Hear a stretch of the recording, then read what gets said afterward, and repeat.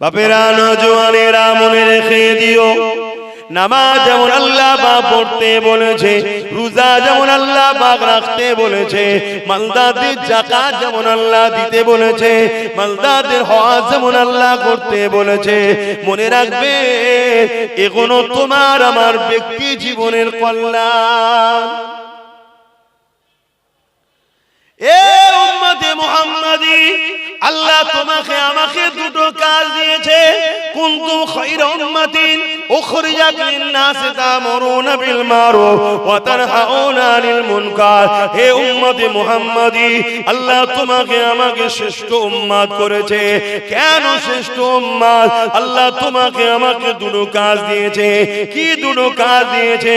অন্যায়কে আল্লাহ জমিনের উপরে মিটিয়ে দাও, ন্যায়কে জমিনের উপরে প্রতিষ্ঠিত করো, অর্থাৎ জমিনের উপরে জুলুমকে মিটিয়ে দাও, জমিনের উপরে হিংসাকে মিটিয়ে দাও, জমিনের উপরে খুনকে মিটিয়ে দাও, জমিনের উপরে ধর্ষণকে বন্ধ করে দাও, জমিনকে নেশা মুক্ত করো, জমিনকে অত্যাচার মুক্ত করো, জমিনের এতিমদের খানার ব্যবস্থা করো, জমিনে অসহায়দেরকে আশ্রয় দাও, জমিনে বিধবাদেরকে মর্যাদা দাও, তাদের অধিকার দাও। এ যুবকেরা, তরুণীরা, বাপেরা, এই জমিনে কিছু মানুষ রয়েছে যারা গরিবদেরকে গোলাম বানাতে চায়, কিতদাসী বানাতে চায়, বিধবাদেরকে এমন করে বঞ্চিত করতে চায়, এতিমদের উপরে জুলুম করতে চায়। এক কথায় তাদের না ধারণা হলো গরিবের বাঁচার কোনো অধিকার নাই, তারা ইসলামের মূলত বিরোধী করে। কিন্তু তুমি আমি যদি রাসূলুল্লাহর প্রকৃত প্রেমিক হই, তাহলে তোমার আমার দায়িত্ব রাসূলুল্লাহ সুন্নাতকে পালন করা। আল্লাহ নবী সুন্নাত ছিল, নবী আমার জালিমদের বিরুদ্ধে লড়াই করেছে, গরিব দুঃখী অসহায়দের পক্ষে দাঁড়িয়ে। আরো জোরে বলুন সুবহান। ইসলাম নামাজও দিয়েছে, ইসলাম খোদাকে খানা খাওয়াবারও কথা বলেছে। এই শুনছেন তো নাকি? চারিদিকে এখনো আওয়াজ বন্ধ হয়নি?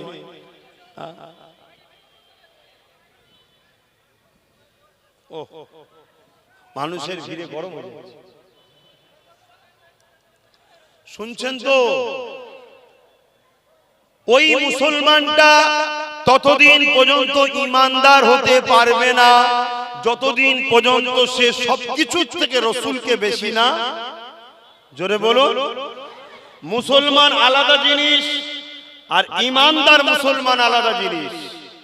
আমার কথাগুলো মন দিয়ে একটু শুনবেন। এসেছেন যখন কষ্ট করে, আর 1.5 ঘন্টা আমাকে সময় দেন, তাও অতক্ষণ মনে হবে না। শুনছেন?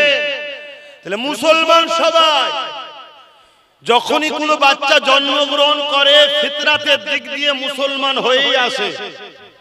যারা উলামা ভাই আছে তারা ভালোভাবে জানে, এটা শুনে রাখেন। আজকে প্রত্যেকটা শিশু যখন জন্ম হয় ফিতরাতের দিক দিয়ে মুসলমান হয়ে জন্ম হয়। মুসলমান তো সবাই, কিন্তু মুসলমানের মধ্যে 3টে কোয়ালিটিতে ভাগ হয়ে যায়। 1 নম্বর মুসলমান ইমানদার মুমিন মুসলমান। দ্বিতীয় কোয়ালিটি মুনাফিক মুসলমান। তৃতীয় গায়ের মুসলমান। মুসলমান সবাই, শুনছেন তো নাকি? হ্যাঁ। মুমিন মুসলমানকে, যে মুসলমান দুনিয়ায় এসে এই অন্তরে একটা স্ট্যাম্প লাগায়, ওই স্ট্যাম্পটা কি? লা ইলাহা ইল্লাল্লাহ মুহাম্মাদুর রাসূলুল্লাহ, अल्लाह के सिवा दूसरा कोई माबूद ही नहीं, अल्लाह के सिवा दूसरा कोई माबूद ही नहीं। একমাত্র মালিক মাবুদ হলেন একজন আল্লাহ, এটা এখান থেকে বিশ্বাস করে নিবা।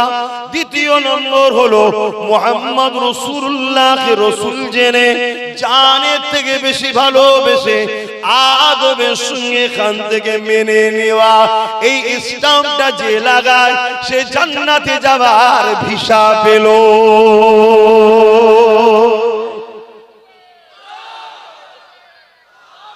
এবারে আপনি জান্নাতে গিয়ে 5 স্টার 7 স্টার না লোকালে থাকবেন সেটা আপনার ব্যাপার। যত আমল করবেন জান্নাতে মাকাম বাড়বে, যত নামাজ বেশি জান্নাতে উঁচু বেশি, রোজা বেশি জান্নাতে মাকাম বেশি। শুনছেন তো নাকি? সব জান্নাত এক হবে না রে বাবা। তুমি আমিও ইনশাআল্লাহ জান্নাতে যাব, বলো ইনশাআল্লাহ। অসুবিধা আছে? আল্লাহ বলেছে যে আমার উপরে আশা করে আমি তাকে নিরাশ করিনি, তাহলে আশা করবে না কেন? বলো ইনশাআল্লাহ জান্নাতে যাব। কিন্তু খাজা হুজুরও জান্নাতে যাবে, এক ক্যাটাগরি হবে মনে হয়। এইটা তো মাথায় রাখা দরকার। তিনি কত ভিআইপি, তার জন্যই ভারতবর্ষে ইসলাম এসেছে। তাহলে এক হয়, আর আমাদের জন্য ইসলামের ক্ষতি হচ্ছে, তাহলে কি করে এক হয়? কিন্তু জান্নাত যেতে গেলে দুনিয়ার এক দেশ থেকে আরেক দেশে যেতে গেলে ভিসা লাগে না লাগে না? যত বড়ই ভিআইপি হোক ভিসা লাগবে না লাগবে না? এই মানুষটা হলো পাসপোর্ট, দুনিয়াটা হলো ভিসা অফিস। এই ভিসা অফিসের পেজ অন্তরে কলেমার স্টাম্প লাগাতে হবে, এটা হলো ভিসা অফিস দুনিয়া। তাহলে তুমি এবার এন্ট্রি হলে, এবার তোমাকে ইহরাম নিয়ে যেতে হবে, জামা কাপড় নিয়ে যেতে হবে, তবে তো আরবে যাবে, উমরা করবে, আর করবে, সব কাজ আছে। কি যত তুমি সেজে গুজে যাবে, যত ব্যাগ ভর্তি করে নিয়ে যাবে, যত তোমার নিরাপদ ওখানে হবে, আরো ভালো ভালো পজিশন তুমি পাবে।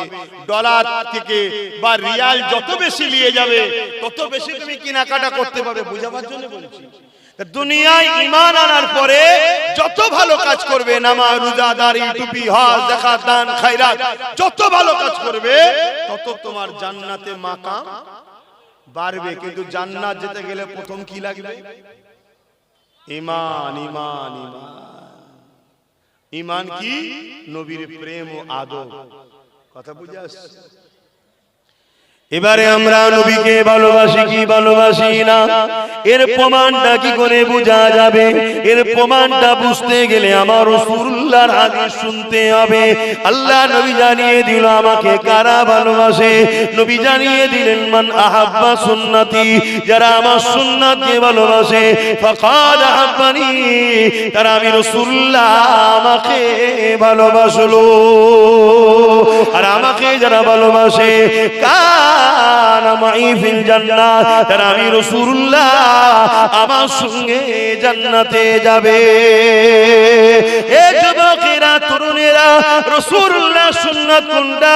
নবী যেটা করেছে ওটাই হলো নবীর সুন্নাত। নামাজ ফরজ আল্লাহ পাক করেছে, কিন্তু নবী পাক নামাজ আদায় করেছে, এটাও রাসূলুল্লাহ সুন্নাত। আমাকে আপনাকে নামাজ পড়তে হবে, কিন্তু মনে রাখবে নামাজ হলো ব্যক্তি জীবনের আমল। আমি আপনি নামাজ পড়েছি, এটা আমার কল্যাণ আপনার কল্যাণ। যে নামাজ পড়ে না তার কোনো উপকার হবে? জোরে বলুন।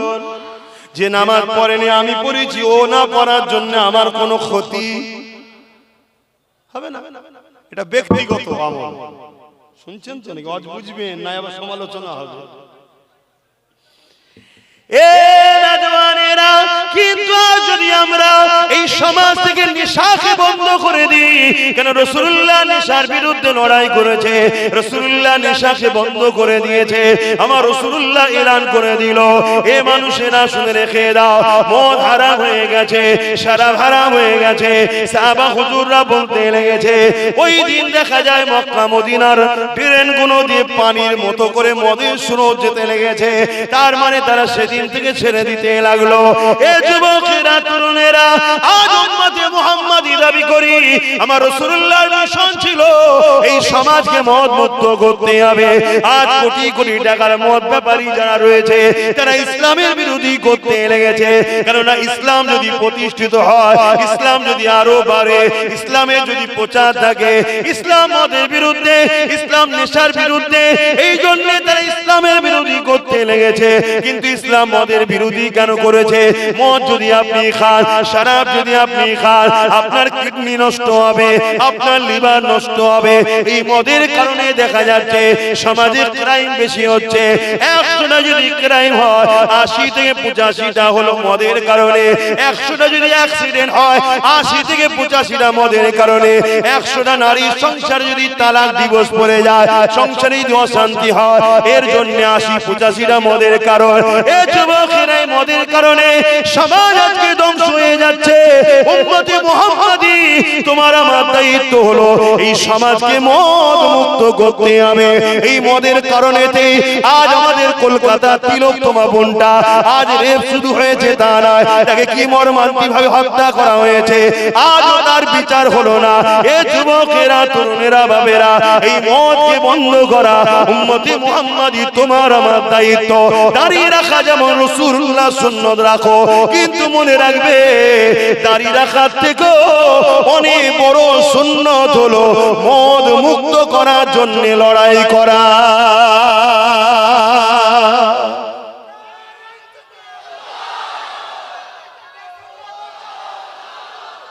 শুনছেন তো? হ্যাঁ, তাহলে প্রত্যেকটা জায়গা থেকে এই আওয়াজ উঠা দরকার। মদ মুক্ত বাংলা চাই, মদ মুক্ত ভারত চাই, মদ মুক্ত বাংলা চাই, মদ মুক্ত ভারত চাই। কারণ এটা আমার মাতৃভূমি। রাসূল তিনার মাতৃভূমিকে ভালোবেসেছে। মক্কা ছিল রাসূলুল্লাহর মাতৃভূমি, আমাদের মাতৃভূমি ভারতবর্ষ। তাহলে এই ভারতকে মদ মুক্ত করতে হবে, বাংলাকে মদ মুক্ত করতে হবে। এই নিয়ে আওয়াজ শুধু নয়, এই নিয়ে আমাদের চেষ্টা, এই নিয়ে আমাদের সংগ্রাম, এই নিয়ে আমাদের লড়াই দরকার আছে না? হাত তুলে বলা আছে না? লম্বা করে হাত তোলা আছে না? কিন্তু তুমি যখন এই কথা শিখাবে, তোমার আমার রাজ্যেরই সরকার এ তো মদ ব্যাপারী, এ তো রেগে যাবে। আমাদের সরকার মদ ব্যাপারী না? মদ ব্যাপারী না? মদ বিক্রি করে না? করে না? গর্ব করে করে বলে যে আমি মদে ফার্স্ট। তাহলে মাতাল সরকার, তাহলে তো আমাদের উপরে খেপে যাবে। কিন্তু বলো, তুমি আমি উম্মতে মুহাম্মাদি দাবি করে মদের বিরুদ্ধে কথা না বলে মাতাল সরকারকে ভোট দিচ্ছি, কিয়ামত দিন নবীর শাফাত পাওয়া যাবে মনে হয়? এবার আপনার আমার মাথায় কেউ ঢুকাতে পারে এটা তো গণতান্ত্রিক দেশ, এখানে কি করা যাবে? অ্যাকচুয়ালি ব্যাপারটা হলো তারাও সংবিধান পড়ে না আর আপনার সংবিধান জানা নাই। শোনেন, আমি গর্ব করে বলছি আমি ভারতীয়, আমি গর্ব করে বলছি আমার সংবিধানকে আমি ভালোবাসি। কেন? আমার সংবিধান নেশার বিরুদ্ধে। বলুন আলহামদুলিল্লাহ। তাহলে এমন একটা দেশে আমরা বসবাস করছি যে দেশে আমার কোরআন মদের বিরুদ্ধে, আমার রাসূল মদের বিরুদ্ধে, আমার দেশের সংবিধানটা নেশা মদের বিরুদ্ধে। তাহলে মদ বন্ধ হওয়া দরকার আছে না? না। কিন্তু মদটা বন্ধ করতে গেলে হুজুর শুধু ওয়াজ করলে হবে? এখান থেকে ফু দিলে মদ বন্ধ হয়ে যাবে? তার জন্য তাহলে আমাদেরকে তৈরি হতে হবে। আমরা সেই লোকের পাশে দাঁড়াবো, সেই রকম লোক তৈরি করব, তাদের পিছনে সাপোর্ট করে আমরা পাঠাবো। যা আইনের ঘরে যা, ওইখানে গিয়ে বিল পাস কর, মদ মুক্ত বাংলা চাই। এই কথা বুঝে আসছে না? এই কথা কাজটা করা বা এই কথাটা বলা কি আব্বাস সিদ্দিকীর ভুল? কথা বলেন, আওয়াজ দেন, আওয়াজ দেন। ভুল? হ্যাঁ। আজকে অনেক হাজী সাহেব আছে আমার কওমের দাবিদার, নাউজুবিল্লাহ। রাত্রিরে কালকে ভোট, আজকে রাত্রিরে বাড়ি বাড়ি মদ পাঠায়। শুনছেন? হ্যাঁ, আপনাদের আশপাশেও আছে। আপনি আমাকে শুধু হুজুর ভাবছেন কেন? আমি আরো কিছু জানেন না তো আপনারা? কথা বুঝে আসছে না? নাই? তাহলে বলুন, আমার ধর্মের ক্ষতি অন্যজনরা করার সাহস পেচ্ছে কেন? আমার মধ্যে গাদ্দার ঢুকেছে। যেদিন আমাদের সংখ্যা কম ছিল সেদিন বিজয় আমরা লাভ করতাম। আজকে সংখ্যা আমাদের বেড়েছে, আজ আমরা চতুর্দিকে অপমানিত, লাঞ্ছিত, মার খাচ্ছি। কারণ কি? যেদিন সংখ্যা কম ছিল সেদিন আমাদের মধ্যে গাদ্দার ছিল না। আর সংখ্যা বেড়েছে, আমাদের মধ্যে গাদ্দার ঢুকে গেছে। যে গাদ্দার গুলো দুনিয়ায় সামান্য পদের জন্য, সামান্য একটু গাড়ি বাড়ির জন্য, সামান্য একটু নিজের নাম হবে এর জন্য ইসলাম বিদ্বেষীদের চামচাগিরি দালালি করে আমাদেরকে পিছন থেকে টেনে রাখে। যদি আমার ছেলে উঠতে চায়, আমার ঘর থেকে কেউ একটু বেরোতে চায়, আমার ঘর থেকে কেউ যদি দাঁড়াতে চায়, তাকে পিছন থেকে টেনে নেয়, হুমকি দেয়, চমকায়, মারে, ধরে। এগুলো হলো আমার জাতের মধ্যে গাদ্দার। কথা মাথায় ঢুকছে না? ঢুকছে না? আজকে সবাই জানে, কিন্তু বড় দুঃখের বিষয় কে গাদ্দার, কে মুনাফিক চিনতে হবে আমাদেরকে। দ্বিতীয় নম্বর, কারো হুমকি চমকানো দেখে ঘাবড়ে গেলে তোমার আমার বাচ্চা কোনো, তাহলে কিন্তু চোখ থাকতো কানা, মুখ থাকতো বুবা, কান থাকতো কালা হয়ে যাবে। কথা শুনছেন? আর আমার আল্লাহ আমাদেরকে যে দুটো কাজ দিয়েছে, ওই দুটো কাজ যদি না করি আল্লাহ ছেড়ে দেবে? আল্লাহ কাজ দিয়েছে তো, অন্যায়কে মিটাও, ন্যায়কে প্রতিষ্ঠিত করো। এবারে একটা প্রশ্ন হতে পারে, ও রব্বি আল্লাহ, আমি অন্যায়ের বিরুদ্ধে বললে অন্যায়কারীরা পুলিশ নিয়ে এসে আমার নামে কেস দেবে, আমি অন্যায়ের বিরুদ্ধে বললে অন্যায়কারীরা আমার দোকান ভেঙে দেবে। ও রব্বি আল্লাহ, আমি অন্যায়কারীদের বিরুদ্ধে বললে অন্যায়কারীরা আমার টোটো চালানো বন্ধ করে দেবে, অন্যায়কারীরা আমার ঠ্যাং ভেঙে দেবে, অন্যায়কারীরা আমাকে মারবে। এ যুবকেরা, তরুণেরা, এটাই তো আল্লাহ পরীক্ষা তোমাকে নিচ্ছে। তুমি আমি যে বলি আল্লাহ তোমাকে ভালোবাসি, তুমি আমি যে বলি আল্লাহ তোমার জন্য জীবন দিতে পারবো, তুমি আমি যে বলি সব কিছুর আগে আল্লাহ ও রাসূল, এই তোমাকে আমাকে আল্লাহ পরীক্ষা নেবে। পরীক্ষা যদি না বেলাল হুজুরকে নিত, তাহলে আমরা বোঝাতাম কেমন করে আল্লাহ পাকের প্রেমিক যারা হয় তারা কেমন হয়, এই কথা আমরা বোঝাতাম কি করে। নামাজ তো হাজারো লোক পড়ে, রোজা তো হাজারো লোক রাখে, মসজিদ তো দিনকে দিন বেড়েছে, দাড়ি টুপি তো দিনকে দিন বেড়েছে, সব কিছু বাড়ার পরও তুমি আমি আজ লাঞ্ছিত অপমানিত কেন? একটাই কারণ, যেটা সহজ কাজ ওখানে আমাদেরকে পাওয়া যায়, কিন্তু জঙ্গলকে পরিষ্কার করার সময় তোমাকে আমাকে পাওয়া যায় না। এ যুবকেরা, তরুণেরা, আমার নবী পাকের ইতিহাস শোনো। আল্লাহ নবী নূহ নবী, দয়া নবী 40 বছর বয়স যখন হলো, নবী আমার নবুয়তের এলান করলে, আনা মুহাম্মদ রাসূলুল্লাহ। দুনিয়া জালিমরা আমার নবী পাকের বিরুদ্ধে লেগে গেল। আমার নবী পাক কি করেছিল? তাদের বিরুদ্ধে সংগ্রাম করেছে, তাদের বিরুদ্ধে লড়াই করেছে। কেন লড়াই করেছে? আল্লাহ জমিনের উপরে অন্যায়কে বন্ধ করতে হবে, আল্লাহ জমিনের উপরে অত্যাচার বন্ধ করতে হবে, আল্লাহ সৃষ্টিকে বাঁচাতে হবে। এই লড়াই রাসূলুল্লাহ করতে লেগেছে। এই লড়াই রাসূলুল্লাহ কান্দা মুবারক শহীদ হয়েছে। এই লড়াই রাসূলুল্লাহ শরীরে খুন পর্যন্ত ঝরেছে। এই লড়াই রাসূলুল্লাহ তায়েফের জমিন অজ্ঞানে পড়েছিল। এ যুবকেরা, তরুণেরা, নামাজ পড়তে যাওয়ার জন্য নবী মার খাইনে, রোজা রাখতে যাওয়ার জন্য নবী মার খাইনে। নবী মার খেয়েছে অন্যায়কে বন্ধ করার জন্য। আর নামাজ নবী কবে এনেছে? নামাজ তো নবী এনেছে 610-এ। কবে জানেন? 570 খ্রিস্টাব্দে নবী দুনিয়ায় এসেছে। 40 বছর পর নবুয়তের ঘোষণা, তার মানে 610 থেকে 11 বছর নবী লড়াই করেছে। পৃথিবীর সমস্ত অন্যায়, অত্যাচার, জুলুম, খুন, খারাপি, দাঙ্গা, ফাসাদ, রাহাজানি বন্ধ করে পৃথিবীর মানুষকে শান্তি দিয়েছে, আজাদ দিয়েছে। তারপরে 11 বছর পর 621-এ আমার রাসূল মেরাজে গেছে, মেরাজ থেকে নামাজ এনেছে। তাহলে নামাজ যেমন পড়তে হবে পড়েন, কিন্তু নামাজ পড়ে যদি কোনো জালিমের সঙ্গে সাবধান, মনে রাখবেন আমার আল্লাহ জালিমের সঙ্গে আপনার হাসর নাসর করবে। আর রাসূলুল্লাহর হাদিস, নামাজ পড়ো, যদি কেউ জালিমদের সাথ দেয় আল্লাহ রাসূল বলছে সে ইসলাম থেকে বেরিয়ে যাবে। কথা মাথায় ঢুকছে? আজকে এই জমিনের উপরে কোটি কোটি ইতিম কাঁদছে, এই জমিনের উপরে কোটি কোটি বিধবার ইজ্জতকে লুটা হচ্ছে, এই জমিনের উপরে কোটি কোটি নারী অবহেলিত হচ্ছে। বলুন, ওই ইতিমগুলো, ওই বিধবাগুলো, ওই নারীগুলো, সে হিন্দু হোক, আদিবাসী হোক, সাঁওতাল হোক, খ্রিস্টান হোক, আর যেই হোক, সে কি তোমার আমার আল্লাহর সৃষ্টি নয়? তুমি আল্লাহর সৃষ্টিকে যদি ভালোবাসো তবেই তো আল্লাহর রহমত তুমি পাবে।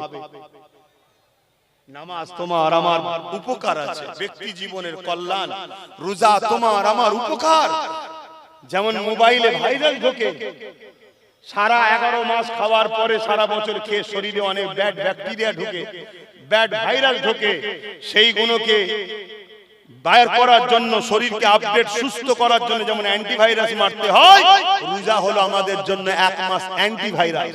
আল্লাহ মেরে পুরো শরীরকে আপডেট করে ফ্রেশ আবার নতুন করে পাঠিয়ে দেয়। সরে বলুন সুবহানাল্লাহ। তাহলে রোজা তো আমাদের উপকার, কিন্তু রোজা রেখেছো সমাজের কি উপকার হয়েছে? কথা বলছে না। আচ্ছা, আমি রোজা রাখলে যদি কেউ না রাখে তার উপকার হবে? তার শরীরে চাঙ্গা হবে? এটা যে রাখবে তার কল্যাণ, যে রাখবে তার উপকার।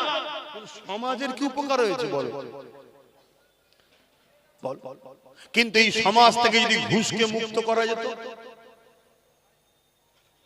এই সমাজের হাজার হাজার বাপ আছে, মা আছে, গরিব মানুষ, ছেলেটা মেধাযুক্ত, তার পিছনে জমি জায়গা খরচ বিক্রি করে তাকে পড়িয়েছে, স্বপ্ন আমার বাচ্চা বড় হবে, চাকরি পাবে, উপযুক্ত জায়গায় যাবে, আমরা দাঁড়িয়ে যাব, তার স্বপ্ন চুরমার হয়ে যাচ্ছে এই ঘুষের কারণে।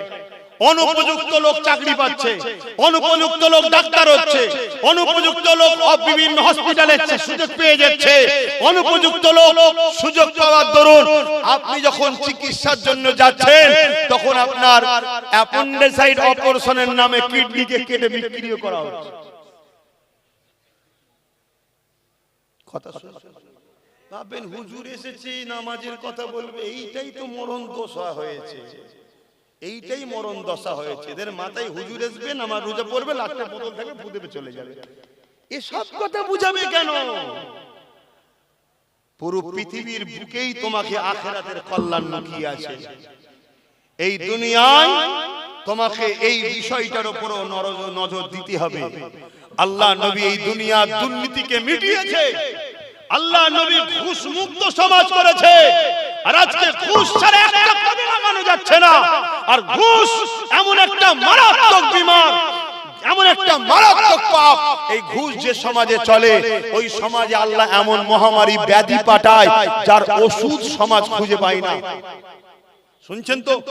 আপনি বলবেন আমি তো দিই না, আমি খাই না। না, আপনি দেন না, আপনি খান না, তো কি হয়েছে? এই সমাজে ঘুষ থাকলে ওই বিমারের শিকার আপনি হবেন। আমি আবার কি করলাম রে বাবা? না, সিস্টেম এমনই। শুধু অন্যায় করলে শাস্তি তা নয়, অন্যায় দেখে চুপ যারা থাকে তাদেরকেও আল্লাহ শাস্তি দেবে। আপনি জানেন ইসলাম কি? হযরতে নবী লূত আলাইহিস সালাম আল্লাহ বলেছিলেন ৮০,০০০ লোক মারবো, তার মধ্যে থেকে ৪০,০০০ লোক ভালো, ৪০,০০০ লোক খারাপ। হযরতে নবী লূত আলাইহিস সালাম বললেন, আল্লাহ খারাপ লোকগুলো শাস্তি পাওয়ার যোগ্য, শাস্তি দেন, ভালো লোকগুলোকে কেন মারবেন? আল্লাহ পাক বললেন, খারাপ লোকগুলোকে ভালো লোকগুলো রোকে না কেন, ওই জন্য ওদেরকেও মেরে দেব। শুনছেন বাপজানেরা? তাহলে আপনি আমি অন্যায় করিনি কি? আপনি অন্যায় করেন না, আমি করেছি, আপনি চুপ থাকলে আল্লাহ আপনাকেও মারবে, আমাকেও মারবে। কেন? আপনাকে আল্লাহ দুটো কাজ দিয়েছে, অন্যায় মিটাও, অন্যায় মিটাও, এটা কাজ। আর আজকে তুমি আমি খামোশ হয়ে যাওয়ার দরুন, তুমি আমি আল্লাহ ও রাসূল থেকে সরে যাওয়ার দরুন, তুমি আমি গান ফাংশন যাত্রা দুনিয়ার বিভিন্ন লোভ লালসায় জড়িয়ে থাকার দরুন আজকে জালিমরা মাথা তুলেছে। কখনো আমার বোরখা ধরে টানছে, কখনো কোন বোনের মুখে হিজাব থাকলে, নেকাব থাকলে, বিহারের একজন সিএম হওয়ার পরও সে নেকাবটা ধরে আমার বোনের টানছে। দেখছেন? জোরে বলুন। এটা তাকে দেশ অধিকার দিয়েছে, সংবিধান অধিকার দিয়েছে। কেউ পুরো ঢেকে রাখতেও পারে, কেউ পুরো খুলেও থাকতে পারে, দেশ তাকে অধিকার দিয়েছে। আমরা সবাই রাজ্যের দেশের মধ্যে আছি, কিন্তু একটা রাজ্যের সিএম সে একজনের মুখের কাপড় ধরে নেকাব ধরে টানছে। এটা ভাবতে হবে জাতিকে। তোমার আমার ঘুমিয়ে থাকার দরুন তোমার আমার বোনের মুখের কাপড়কে প্রকাশ্যে একটা রাজ্যের সিএম ধরে টানছে, তাহলে আগামী দিনটা কি ভয়ানক দিন আসতে চলেছে। তুমি আমি জাগো। তোমার আমার বাংলাতেও অনেক স্কুলে হিজাব পরে যাওয়ার দরুন তোমার আমার বোনকে স্কুলে ঢুকতে দেওয়া হচ্ছে না। তোমার আমার বোনকে তারা উলঙ্গ দেখতে চাইছে, তারা তোমার আমার বোনকে কোরআন সুন্নাহ বিরোধী দেখতে চাইছে। তাহলে একদিকে কোরআন সুন্নাহ মানতে গেলে স্কুলে ঢুকতে পারবে না, আর স্কুলে ঢুকলে জান্নাতে যেতে পারবে না। এই বিচখানে দাঁড়িয়ে থেকে এই যুব সমাজকে প্রশ্ন করছি, দেশ যখন রাইট দিয়েছে যে যেভাবে থাকতে পারে, তাহলে এদের অধিকার কে দিল তোমার আমার পছন্দের উপরে আঘাত দিবার?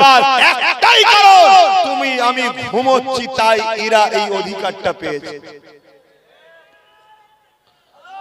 আমার কথা বুঝছো তো ভাইরা? আমার যুবকরা বুঝছো তো?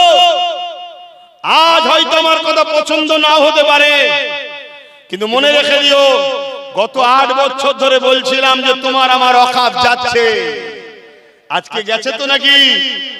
আজকে বলে যাচ্ছি, যদি আজ না জাগো, কাল তোমার স্ত্রী তোমার থাকবে না, কাল তোমার বেটি নিরাপদে থাকবে না, কাল তোমার বাচ্চা নিরাপদে থাকবে না, কাল তোমার বাচ্চাকে পড়তে পাঠাবে, সন্ধ্যায় খবর পাবে লাশ হয়ে কোথায় পড়ে আছে, কাল তোমার মেয়েকে পড়তে পাঠাবে, সন্ধ্যায় খবর পাবে রেপ হয়ে পড়ে আছে। যদি আজ না জাগো, কেন জঙ্গল যখন সমাজে গুন্ডা রাজ শুরু হয়, তখন কিন্তু সেই গুন্ডা রাজকে মিটাতে যদি না পারো, তাহলে কিন্তু তার আগুনে তোমার আমার ঘরের বাচ্চাদেরকেও পুড়তে হবে। আজকে তোমার আমার ঘুমিয়ে থাকার দরুন আজকে এই ভারত পশ্চিম বাংলার তোমার আমার এই পাশে, এই কথা প্রায় বলেছি, আজও বলছি, অসুবিধা আছে? এই পাশে ভাটপাড়াতে বিজেপির নেতা অর্জুন সিং, সে বলছে ইসলামে নাকি রেপ করাটা খারাপ কাজ নয়। বলুন নাউজুবিল্লাহ। ইসলামে রেপ করা ভালো? এই ইসলামে রেপ করা ভালো? ইসলাম রেপ করতে বলেছে? তাহলে এই মেসেজটা তোমার আমার পিছনে কোটি কোটি অমুসলিম ভাইদের কাছে যাচ্ছে না, যায় না? বলো বলো বলো। যদি এর শাস্তি না হয়, তার মানে কথাটা বাস্তব প্রমাণ হলো। অন্যায় করলে তো শাস্তি হবে নাকি? আমার কথা মাথায় ঢুকছে তো নাকি? তাহলে কালকে তুমি যখন কোন জায়গায় ঠেলালে কোন মুসলিম এলাকায় ঢুকবে, অমুসলিম এলাকায় ঢুকবে, কেরা নাই মুসলমান, ওদের মাথায় ঢুকবে এদের রেপ করা ভালো কাজ, এই এলাকায় খবর দেখবি নাই, মেরে মেরে মেরেই ফেলবে। এই শুনছেন তো নাকি? তুমি ট্রেনে উঠবে, কালকে লোক স্ট্রাইক করবে, এই মুসলমানদের ঘরে ট্রেনে উঠতে দেওয়া হবে না, এরা রেপ করে, এরা রেপ করা ভালো কাজে দেয়। এই কথা শুনছেন? তুমি জানো না তোমার পিছনে কি প্ল্যান হচ্ছে? সাপ দেখলেই মারো না মারো? জোরে বলো, সাপ দেখলে কি করো? বলো বলো, একটু সারা দিতে হবে, একা চিল্লালে হবে না। সাপ দেখলে কি করো? কেন মারো? এই কি করিস সাপ দেখলে? এই বাচ্চাদের ঘরে জিজ্ঞেস করিস কি করিস? একটু একটু ছেলে জানিস মারতে হয়? তাহলে ছোট্টবেলা থেকে এদেরকে ব্রেনে ঢুকিয়েছি আমরা যে সাপ মারার জিনিস। কেন? ও ক্ষতিকারক, তাই তো? এই দেখেন বাচ্চা কোনো বলছে মারি। তোমার আমার পিছনে কোটি কোটি লোককে ছোটবেলা থেকে ব্রেনে ঢুকানো হচ্ছে, আজ থেকে 60 70 80 বছর ধরে। মুসলমান মানে এদেরকে মেরে দিতে হয়, এরা খারাপ জিনিস। না হয় 60 70 বছরে মুরব্বিকে টেনে ধরে গালে চড় মারে একটা মেয়ে, কেন মারছে?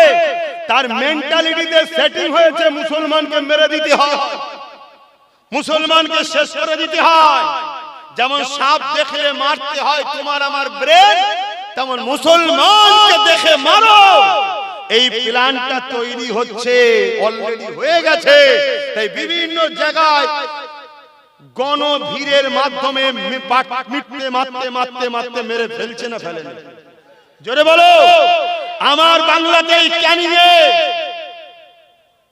নিশ্চয়ই সোশ্যাল মিডিয়ায় দেখেছো, সিসি ক্যামেরায় ধরা পড়েছে। সে বেঁচে ছিল, তারপরও তার পায়ে দড়ি বেঁধে টানতে টানতে পাকা রাস্তার উপর দিয়ে লিয়ে গিয়ে তাকে মেরে ফেলা হলো। আমার বাংলাতেই বাঁকুড়াতে গরু ব্যবসা করে মুরব্বি মানুষ, হাতে পায়ে দড়ি বেঁধে তাদেরকে কিভাবে পিটানো হলো। আমার বাংলাতে রিকশা চালক মুসলমান হওয়ার দরুন তাকে মারা হলো। আমার বাংলাতে থানার মধ্যে মুসলমান ছেলেদেরকে পিটিয়ে পিটিয়ে মেরে ফেলা হচ্ছে। কোথায় আছো তুমি? তাই বারবার বুঝিয়েছি, আজও বুঝাচ্ছি, এর জন্য দোষী যারা মারছে শুধু তারা নয়, তোমার আমার গাফলতি, তোমার আমার ঘুমিয়ে থাকা, তোমার আমার সজাগ না হওয়াটার জন্য দোষী। আমার কথা একমত হতে পারছো তো নাকি? হোম মন দিয়ে শোনো, বুঝার চেষ্টা করো। আজকে অর্জুন সিং বলছে ইসলামে নাকি রেপ করাটা খারাপ কাজ নয়। ওর শেষ শাস্তি হয়েছে, ওর জেল হয়েছে। সরকার কে রয়েছে? ওদের পক্ষে না বিরুদ্ধে? জোরে বলো। সরকার তো বলছে আমি বিজেপির বিরুদ্ধে। যদি বিজেপির বিরোধী হয় তাহলে এই সুযোগকে ধরে জেলে ভরা দরকার ছিল না? ছিল না? এত লোক কেস করলো তারপরেও ধরলো? জোরে বলো। ধরে নে। অথচ নওশাদ সিদ্দিকীকে সরকার 42 দিন জেল খাটালো না? খাটালো না? কারণ কি? দাড়িওয়ালা টুপিওয়ালা নেতা হবি? দাড়িওয়ালা টুপিওয়ালা নেতা হবি কি রে? যেমন আজকে সরকার বলছে ঘুগনি বিক্রি করে খা, এটা এমনি বলে অ্যাকচুয়ালি বুঝাতে চেয়েছে অন্য জিনিস। তোরা আবার নেতা হবে কি রে? তোরা তো ঘুগনি বিক্রি করে খাওয়ালো, তোরা তো নিচুই বসালো। তাদের ঘরে ছেলে একটা বড় হচ্ছে, নেতা হতে যাচ্ছে, সমাজকে চালাবে বলছে, দেশকে চালাবে বলছে, রাজ্যকে চালাবে বলছে, তাকে ধরে 42 দিন ভরে রাখতে পারলো, তার কিছুই দোষ নেই, কোনো প্রমাণই হলো না দোষ। কোর্ট থেকে তাকে জামিন করে দিয়ে খালাস করে দেওয়া হলো। কিন্তু আজকে এত বড় একটা ধর্মের বিষয়ে সংবিধান বিরোধী একটা ভারতবর্ষের দ্বিতীয় বৃহত্তম ধর্ম মান্যওয়ালাদের মানুষ মুসলমান, ইসলাম এবং পশ্চিম বাংলায় মুসলমানরা যার সাথে, তারাই পশ্চিম বাংলার মসনদে বসে তাদের ধর্মের বিরুদ্ধে বিজেপির নেতা এত বড় কথা বললো, আমাদের রাজ্য সরকার তার বিরুদ্ধে কোনো ব্যবস্থা নিয়েছে? আর অথচ ওয়াকফ নিয়ে যাও একটা আন্দোলন করতে, জামাল মসজিদ ভাঙতে দিচ্ছি না, দেবো না, কেন্দ্রের কালা সরকার মানছি না, মানবো না, মুদি হাটাও, দেশ বাঁচাও, অমনি দেখবেন মমতার পুলিশ তুলে যাবে। আরে আমি মোদির বিরুদ্ধে বলছি, তুলে যাচ্ছিস কেন? বলছেন না ওটা আমার দাদা হয়। শুধু বোকা আমরা রয়ে গেলাম, বাকি সবাই চালাক হয়ে গেছে, সবাই যে যার ঘর গুছিয়ে নিয়েছে, শুধু বোকা আমরা রয়ে গেলাম। আর এই বোকা এই জন্য হয়ে গেলাম কারণ আমাদের কাছে আল্লাহ ও রাসূলের আগে এদের ঘরে প্রাধান্য দিয়ে ফেলেছি। এজন্য আল্লাহ ও রাসূল আমাদের থেকে মুখ ফিরিয়ে নিচ্ছে। কথা মাথায় ঢুকছে? এজন্য বুঝুন এখনো সময় আছে। ইসলাম নারীদেরকে মর্যাদা দিয়েছে না দেয়নি? আমি তো চ্যালেঞ্জের সাথে বলছি, ইসলাম নারীদেরকে এত মর্যাদা দিয়েছে, ইসলামের মোকাবেলা যদি কেউ করতে চাও, একজন কেউ আসো, এসে বলো যে ইসলামের থেকে বেশি নারীদের মর্যাদা আমি দিয়েছি, আমরা দিয়েছি, দেখো। ইসলাম নারীকে এত মর্যাদা দিয়েছে, ইসলাম বলছে কেউ যদি নারীকে রেপ করে তাকে গলা পর্যন্ত পুঁতে পাথর মারতে মারতে মেরে ফেলো। কেন? নারী হলো মায়ের জাত, যে পুরুষ মায়ের জাতকে সম্মান করতে জানে না ও মানবরূপী পশু, পাগলা হয়ে গেছে, ওর বেঁচে থাকার এই সমাজে অধিকার নাই। এর নাম হলো ইসলাম। জোরে বলুন সুবহানাল্লাহ, আরো জোরে বলুন সুবহানাল্লাহ। আর যারা ইসলামের নামে মিথ্যাচার করছে তাদের দলও অনেক রেপিস্ট নেতা আছে, আর তাকে যারা ধরছে না, রাজ্য সরকারও রেপিস্টদের বাঁচাবার জন্য সুপ্রিম কোর্টে কেস চালাচ্ছে। জানেন আপনারা? এই জানেন? এই কথা বলছেন না? মনে হলো হুজুর সব ঠিক আছে, এই সরকারের বিরুদ্ধে বলছেন কেন? এটা মনে হচ্ছে নাকি? সরকারের বিরুদ্ধে যদি বললে অসুবিধা হয়, তাহলে কোরআন শরীফ থেকে ফেরাউনের পাঠকে বাদ দিতে হবে, নমরুদের পাঠকে বাদ দিতে হবে। নাউজুবিল্লাহ। ফেরাউন, নমরুদ এগুলো সব রাজনীতির নেতা ছিল না? ছিল না? তাহলে তাদের বিরুদ্ধে তো বলা যাবে না? ও তাদের বিরুদ্ধে খুব বলে। কিছু মৌলী সাহেব আছে ক্যাঁ ক্যাঁ করে চিল্লাই ফেরাউনের বিরুদ্ধে, বলছি তো মরে গেছে, কিছু করতে পারবে না, এগুলো জেন্ত ফেরাউন, এদের বিরুদ্ধে বলিসনি, কেস হয়ে যাবে। বলতে তো এদের বিরুদ্ধেই হবে, তবেই তো কোরআন শিখিয়েছে আমাদের ঘরে। কোরআন তো আমাদের জন্য রাস্তা দেখাচ্ছে যে আগে এই ঘটনা ঘটেছে, আবার এজিদ আসবে, তোমরা যদি হোসাইনি হও এজিদের সাথ দিও না। আবার নমরুদ আসবে, তোমরা যদি ইব্রাহিমের সন্তান হও নমরুদের সাথ দিও না। আবার ফেরাউন আসবে, তোমরা যদি মুসাকে ভালোবাসো তাহলে ফেরাউনের সাথ দিও না। এই তো কথা। অথচ ইসলাম নারীদের ঘরে কত সম্মান দিয়েছে আল্লাহ নবী জানিয়ে দিলে, কারো ঘরে যদি একটা কন্যা সন্তান হয়, দুটো কন্যা সন্তান হয়, এই দুটো সন্তানকে যদি তার বাপ লালন পালন করে বিবাহটা দিয়ে দিতে পারে, মনে বেজার যদি না হয়, কন্যা বলে অবহেলা না করে, খুশি মনে নিয়ে গিয়ে তাকে লালন পালন করে ওই দুই কন্যা যদি বিবাহ দিয়ে দিতে পারে, আল্লাহ রাসূল জানিয়ে দিয়েছে ওই দুই কন্যার আব্বাকে আমি রাসূল রাসূলুল্লাহ শাফাআত করিব। আল্লাহ নবী আরো জানিয়ে দিলে কারো ঘরে যদি একটা দুটো তিনটে কন্যা সন্তান হয়, ওই তিন কন্যার বাবা নারীগুলো পেয়ে যদি অশুভ মনে না করে, মন খারাপ না করে, নারীগুলোকে লালন পালন করে বিবাহ দিয়ে দিতে পারে। আমি রাসূলুল্লাহ জানিয়ে দিই, ওই তিন কন্যার বাবা আর আমি রাসূলুল্লাহ আল্লাহর জান্নাতে দুটো আগুন তুলে দেখিয়েছে, পাশাপাশি থাকিব। এই কথা শুনে এক সাহাবী বলতে লাগলো, ইয়া রাসূলুল্লাহ হাবিবাল্লাহ, আমার তো একটি মাত্র কন্যা, হুজুর আমি এই নিয়ামত থেকে বঞ্চিত হয়ে গেলাম। আল্লাহ নবী বললেন, সাহাবী রে, ওই কন্যাকে ভালোবাসো, লালন পালন করে বড় করে বিবাহ দিয়ে দাও। আমি রাসূলুল্লাহ বলি, তোমারও শাফাআত আমি নবী করব।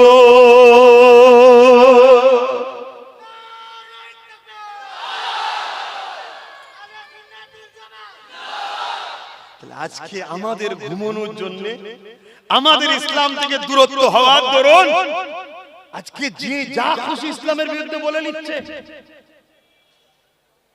শুনছে, আজকে আবার কেন্দ্র সরকার একটা আইন তৈরি করেছে 2025-এ, ওয়াকফ কালা কানুন। শুনেছেন তো নাকি? আরে তুই সরকার দেশ চালা, তুই সরকার দেশের মধ্যে সন্ত্রাসী হামলা হচ্ছে, বর্ডারে কাশ্মীর হোক বিভিন্ন জায়গায় সন্ত্রাসরা হামলা করছে, তুই সেগুলোকে রুখবি, রুখতে তো পারছিস না, উপরন্তু দিল্লিতে এসে আবার সন্ত্রাস হামলা করে দিল। এইগুলো তো দেশের সরকারের কাজ চালানো, ঠিক না বেঠিক? মানুষ কি করে রুজি পাবে, চাকরি পাবে, দেশের বেকারত্ব কি করে দূর হবে, এটা তো দেখা দরকার। কেন্দ্র সরকার এদিকে নাকাম, হেরে গেছে, পারছে না। দেশ দিনকে দিন গরিবের দিকে যাচ্ছে, জিডিপি ধ্বংস হয়ে যাচ্ছে, ডলারের নাম আকাশ ছোঁয়া, সেই জায়গায় আমার দেশের টাকা পতন হচ্ছে। এই সবকে চাপা দেওয়ার জন্য কেন্দ্র সরকার আইন তৈরি করছে, মসজিদ মাদ্রাসা কবরস্থান ওয়াকফকে লুটবে। আইন করেছে না করেন? এজন্য বলে, আরে আমার মসজিদ আমি চালাবো, মন্দির হিন্দু চালাচ্ছে, গুরুদুয়ার শিখ পাঞ্জাবিরা চালাচ্ছে, খ্রিস্টানরা তাদের চাষ চালাচ্ছে। মসজিদের দায়িত্ব তো মুসলমানদের, মুসলমান চালাবে, মাদ্রাসা মুসলমান চালাবে, কবরস্থান মুসলমান দেখবে, খানকা মুসলমান দেখবে। কিন্তু না, আজ আমার কম এদের চামচাগিরি করে করে নিজের পায়ে না দাঁড়ানোর দরুন আজকে ওরা আইন তৈরি করছে কি 29 লক্ষ বিঘে জায়গা ভারতবর্ষে ওয়াকফের আছে, সেই জায়গাকে আজকে সরকার লুটতে যাচ্ছে। অনেক জায়গার কবরস্থানকে ভেঙে বোল্ডোজার দিয়ে সমান করে সেখানে বড় বড় কোম্পানির হাতে তুলে দিয়েছে। তারা সিনেমা হল করবে, কি ফাংশনের জায়গা করবে, কি মদের জায়গা করবে। আজকে বলো জাতি, তোমার দাদুর কবরের উপরে ডিজে বাজুক, এটা চাইছো? তোমার দাদুর কবরের উপরে পতিতালয় হোক, যেখানে মদের আলোর বলবে, নারীদের দেহ শোষণ করা হবে, এটা কি চাইছো? তুমি কি চাইছো তোমার মসজিদগুলোকে বুলডোজার দিয়ে ভেঙে দেওয়া হবে, বা ওই মসজিদকে সিনেমা হল তৈরি করা হবে, বা মদ খাবার আড্ডা তৈরি করা হবে? এটা কি উম্মত তুমি চাইছো? কিন্তু রুখবে কি করে? কি করে রুখবে? তাদের হাতে ক্ষমতা আছে, তারা আইন তৈরি করে দিয়েছে, দিয়ে আজকে দখল করছে। রাজ্য সরকার বলেছিল কোনো চিন্তা নেই, আমার থাকতে ওয়াকফ হতে দেব না। সেই রাজ্য সরকারও আমাদের সঙ্গে বিশ্বাসঘাতক করেছে না করেন? এটা আওয়াজ দিয়ে বলুন, করেছে না করেন? তাহলে কেন্দ্র সরকার যেমন আমার দ্বীনের দুশমন, মসজিদ মাদ্রাসা কবরস্থানের দুশমন, রাজ্য সরকারও আমার দ্বীন মসজিদ মাদ্রাসা কবরস্থানের দুশমন না দুশমন? এবারে বলুন, লড়বে কি করে? এদের হাতে আইন আছে, এদের হাতে প্রশাসন আছে, এদের হাতে পাওয়ার আছে, কি করবে? তুমি যদি বলো আমি কি আর করব, তাহলে জাহান্নামে যাওয়ার জন্য তৈরি হও, জাহান্নামে যাওয়ার জন্য তৈরি হও।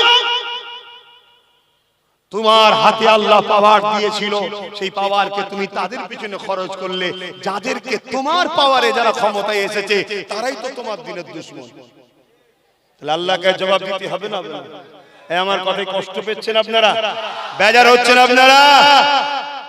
আমি 2008 আজ থেকে 8 বছর আগে থেকে বলছি যে মসজিদ যাচ্ছে, মাদ্রাসা যাচ্ছে, কবরস্থান যাচ্ছে, ঈদগাহ যাচ্ছে।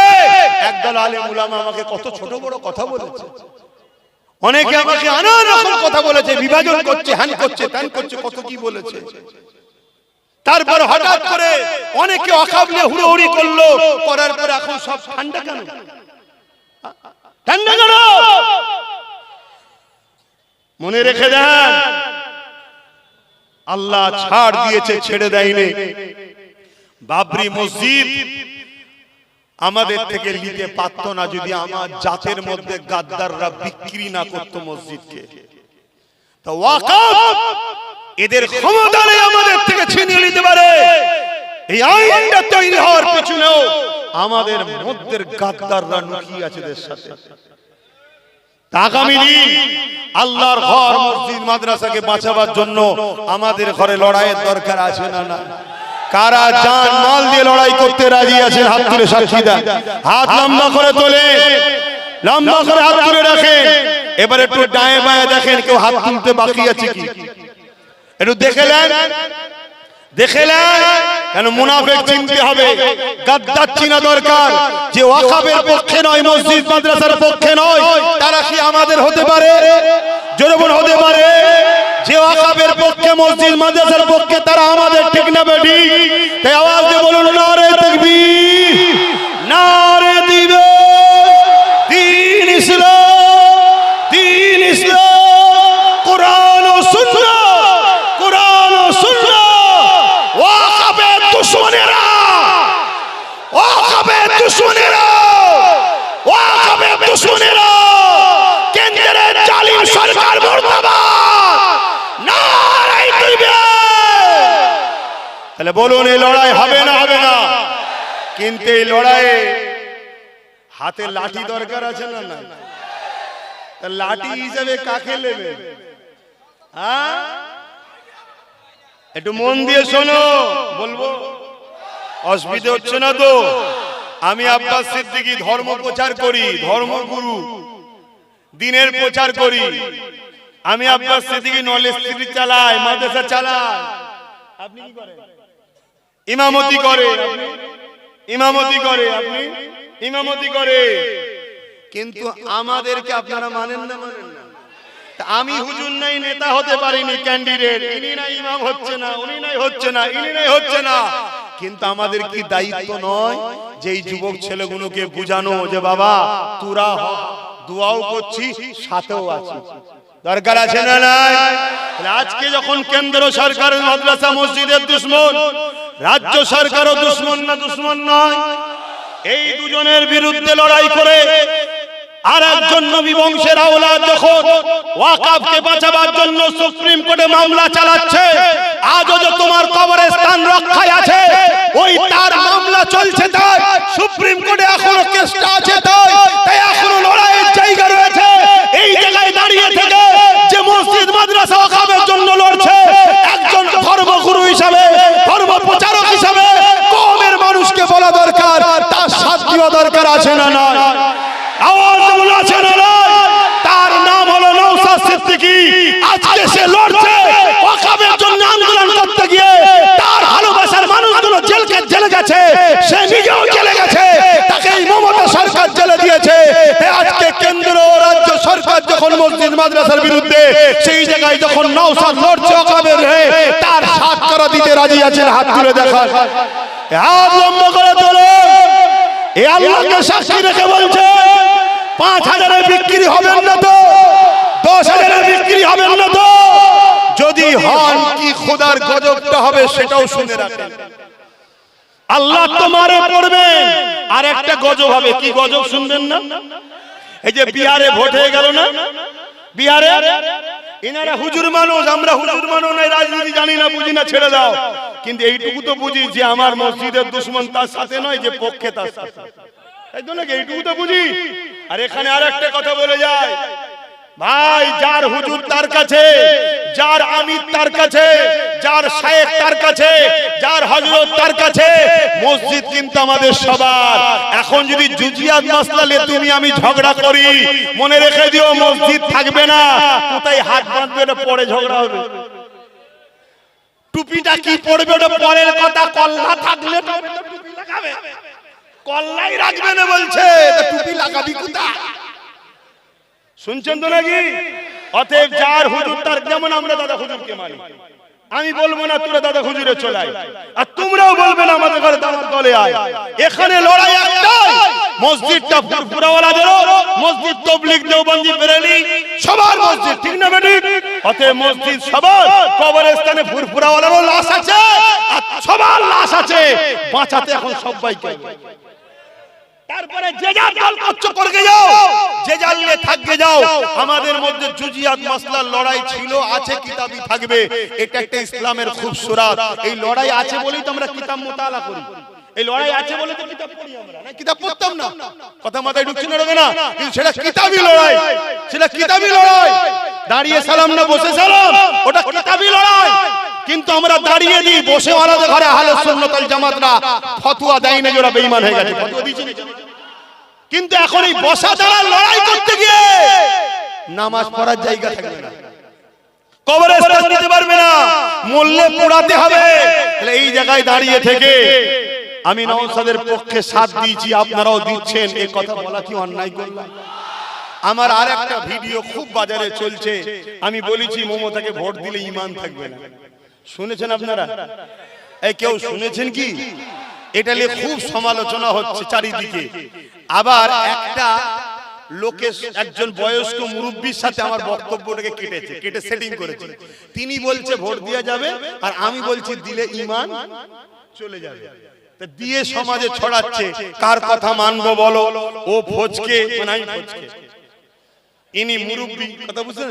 আমি মুরব্বীর জুতোকে মাথায় রাখি, কিন্তু মুরব্বী যেদিন কথা বলেছিল সেই দিন কিন্তু রাজ্য সরকার বিশ্বাসঘাতক করেনি। মুরব্বী যেদিন বলেছিল সেদিন রাজ্য সরকার বলেছিল 10,000 মাদ্রাসা দেবো, সেদিন বলেছিল ডবল চাকরি হবে, ফুরফুরায় রেল হবে, উন্নয়ন পরিষদ হবে। এই শুনছেন তো নাকি? কিন্তু মুখোশ খুলে যে এখন শয়তানের পেতনি মুখ বেরিয়ে পড়েছে। এখন মুরব্বী বলছে কি জিজ্ঞেস করো, শুনছেন তো নাকি? শোনো, শরিয়াত কারো বাপের নয়, কোন পীর পীরজাদা আমির হযরত শায়েখের শরিয়াত নয়।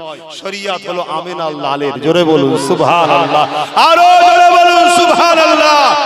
ইসলাম দাঁড়িয়ে আছে দুটো জিনিসের উপরে, কিতাবুল্লাহ আর হাবিবুল্লাহ। কিতাবুল্লাহ আর হাবিবুল্লাহ, এই দুটো থেকেই রস বার হয়েছে ইজমা ও কিয়াস। কথা বুঝে আসছে? কিতাবুল্লাহ আর হাবিবুল্লাহ ছাড়া কারো কথা ইসলামে চলবে না, মনে থাকবে তো নাকি?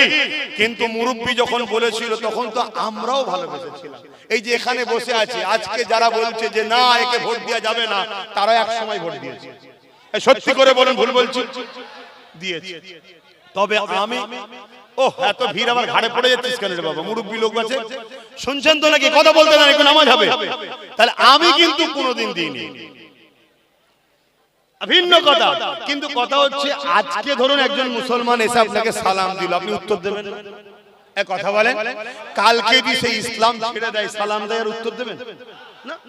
তাহলে আজকে যখন সে বলেছিল ভালো কাজ করবো, আর করবো, হেঁটা করবো, হোটা করবো, আমরা সাথ দেবো, স্বাভাবিক। অন্যায় কি আছে রে বাবা? ভালো কথা ভালো বলতে হবে। কিন্তু যখন তার পেতনি মুখ বেরিয়ে পড়েছে, আর সাথ দেওয়া যাবে? হ্যাঁ কথা বলুন, দেওয়া যাবে, মাথায় রাখবেন।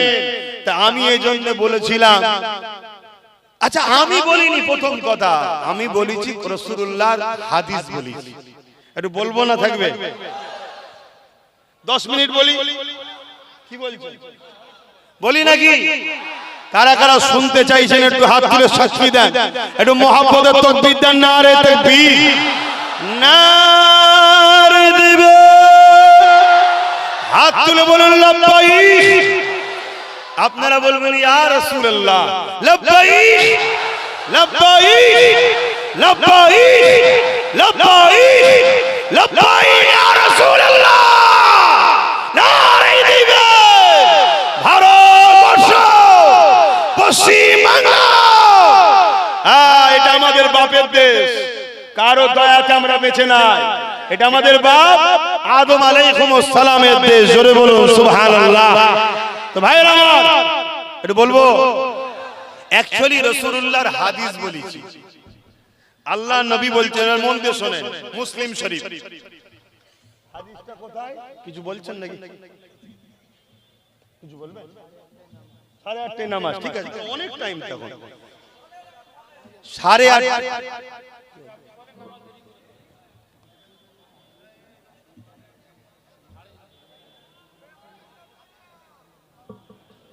আচ্ছা আচ্ছা, এ কেউ তাবারুক খেতে আসেন রে বাবা? কে কে তাবারুক খেতে এসেছেন?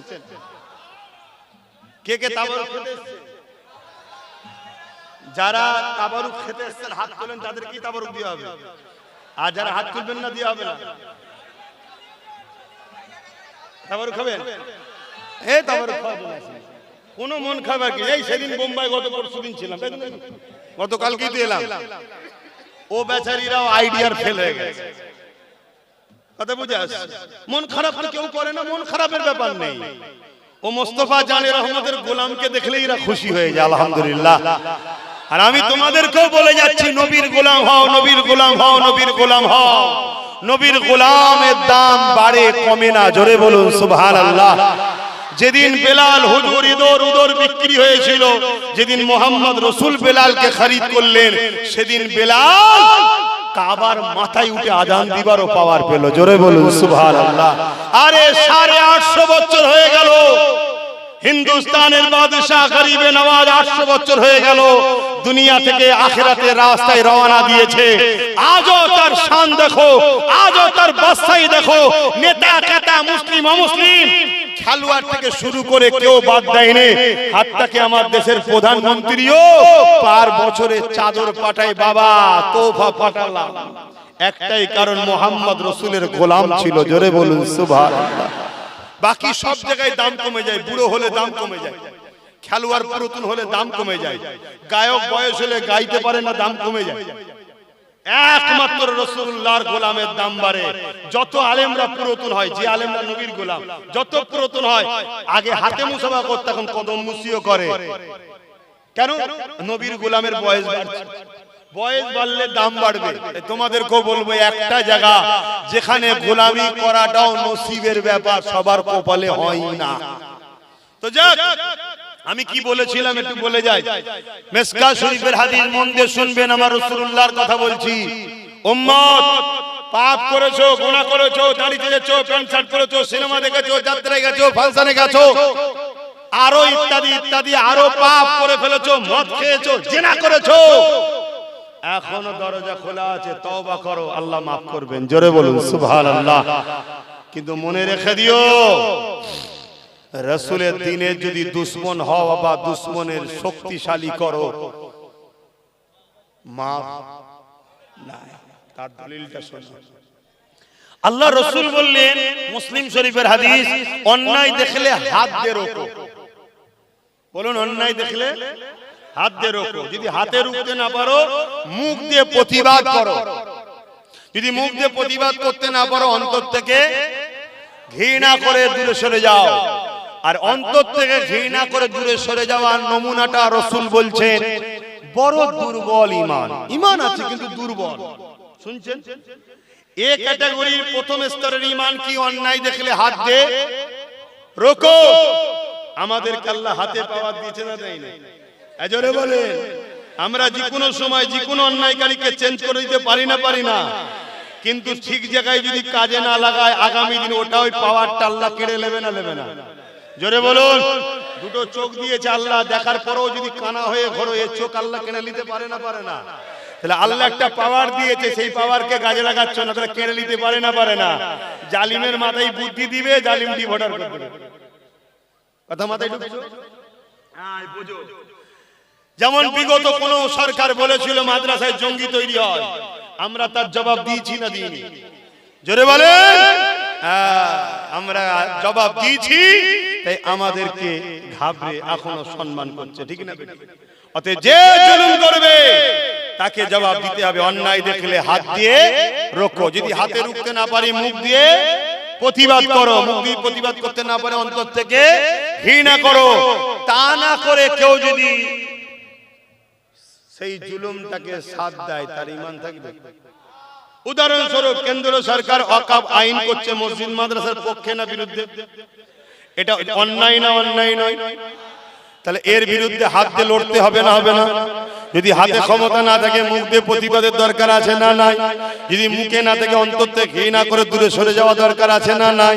তা না করে কোনো মুসলমান যদি কেন্দ্র সরকারকে ভোট দেয় তার ঈমান আছে? আমি এটা প্রথম বলি, সেটাকে কেটে বাদ দিয়ে দিয়েছে, এটা দেয় না। কেন?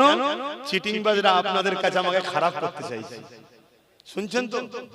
আপনাদের কাছে প্রমাণ করতে চাইছে আব্বাস সিদ্দিকী বিজেপির বিরুদ্ধে নয়, বিজেপির পক্ষে। তাহলে এইটা দিলেই তো প্রমাণ হয়ে যাবে আব্বাস তো প্রথম বিজেপির বিরুদ্ধে বলেছে। তাহলে ওটা দেয়নি, ওটাকে বাদ দিয়ে দিয়েছে। তারপরে আমি কি বলেছি? কেন্দ্র সরকারের বিরুদ্ধে লড়বো, আর রাজ্য সরকার বলবে দিল্লি চলে যাও। তাহলে রাজ্য সরকার অন্যায় করলো না ঠিক করলো? তাহলে এর বিরুদ্ধে হাত দিয়ে লড়তে হবে না হবে না? যদি হাত দিয়ে লড়তে না পারি তাহলে মুখ দিয়ে প্রতিবাদের দরকার আছে না নাই? তা না করতে পারে অন্তর থেকে ঘৃণার দরকার আছে না নাই? তা না করে কেউ যদি একেও ভোট দেয় ঈমান থাকবে? কেন এও মসজিদ মাদ্রাসার বিরুদ্ধে না বিরুদ্ধে নয়? বোলডুজার যে দুর্গাপুরে মাদ্রাসা ভেঙেছে না ভাঙেনি? রাজ্য সরকার বলেছে না বলেনি যে মসজিদ কি বলে রাস্তার কুকুরের বাচ্চাকে মিড ডে মিল দেবো, মাদ্রাসার বাচ্চাদেরকে মিড ডে মিল দেবো না? রাজ্য সরকার বলেছে না বলেনি? তাহলে মাদ্রাসার বাচ্চাদের ঘরে কুকুরের বাচ্চার থেকে যারা খারাপ নিচুই না ভাই, তারা অন্যায় করলো না ঠিক? রাসূলের হাদিস অন্যায় দেখলে হাত দিয়ে রোকো নাই, মুখ দিয়ে প্রতিবাদ করে না, অন্তর থেকে দূরে সরে ঘেটে করে সরে যাও। শুনছেন? রাজ্য সরকার বলেছে কোরআন শেষ হয়ে যাবে, আমার উন্নয়ন শেষ হবে, যে বলেছে না বলেনি? আপনারা কে কে মানেন কোরআন শেষ হয়ে যাবে? কোরআন শেষ হয়ে যাবে কেউ মানেন? এই জোরে বলেন কোরআন শেষ হবে। এ জাহান্নামী মরে কুকুর হয়ে ঢুকে যাবে, কিন্তু কোরআন শেষ, কোরআন শেষ। জোরে বলেন কোরআন শেষ। আল্লাহু আকবার। ভাইরা আমার, এ জিন্দেগি চিরস্থায়ী নয়, কোরআন চিরস্থায়ী। কোরআন হলো কালামুল্লাহ, আল্লাহর কথা। সেই আল্লাহর কথাকে যে শেষ হয়ে যাবে বলে তাকে ক্ষমা চাইতে হবে। যদি ক্ষমা না চায় তাকে যে সাপোর্ট করবে সে বেঈমান হয়ে যাবে, ঠিক না বেটা? আমি এই কথা বলেছি, আমি ভুল করেছি? তুমি মুসলমান দাবি করে মুনাফিক। তোমার মতো গাদ্দারদের জন্য আজকে আমার জাত মার খাচ্ছে। তোমাদের মধ্যে গাদ্দারদের জন্য আজকে ইমামদের সম্মান নাই। তোমাদের মতো গাদ্দারদের জন্য আজকে আমার কওমের বেটিদের ইজ্জত বাঁচছে না। শুনছেন না শুনেন? আমি এত কিছু বলেছি, বলার পরও আবার কি বলেছি? কেউ যদি মনে করে যে সবই বুঝলাম, বিজেপিকে রুখতে গেলে রাজ্য সরকারকে দরকার, এটাই তো রাজ্য সরকারের মাথা মানে আমাদের মাথায় ঢুকিয়ে দিয়েছে। রাজ্য সরকার বলেছিল না বিজেপিকে ফন্ডে নিয়ে এসে লড়বো, আনন্দবাজারে বলেছে না বলেনি? তার মানে বিজেপিকে বাংলায় এনেছে কে? ও নিজে স্বীকার করেছে না করেনি? এটা তো তার কথা, আমার কথা। রাজ্য সরকার বলেছে বিজেপি খারাপ, আরএসএস ভালো, বলেছে না বলেনি?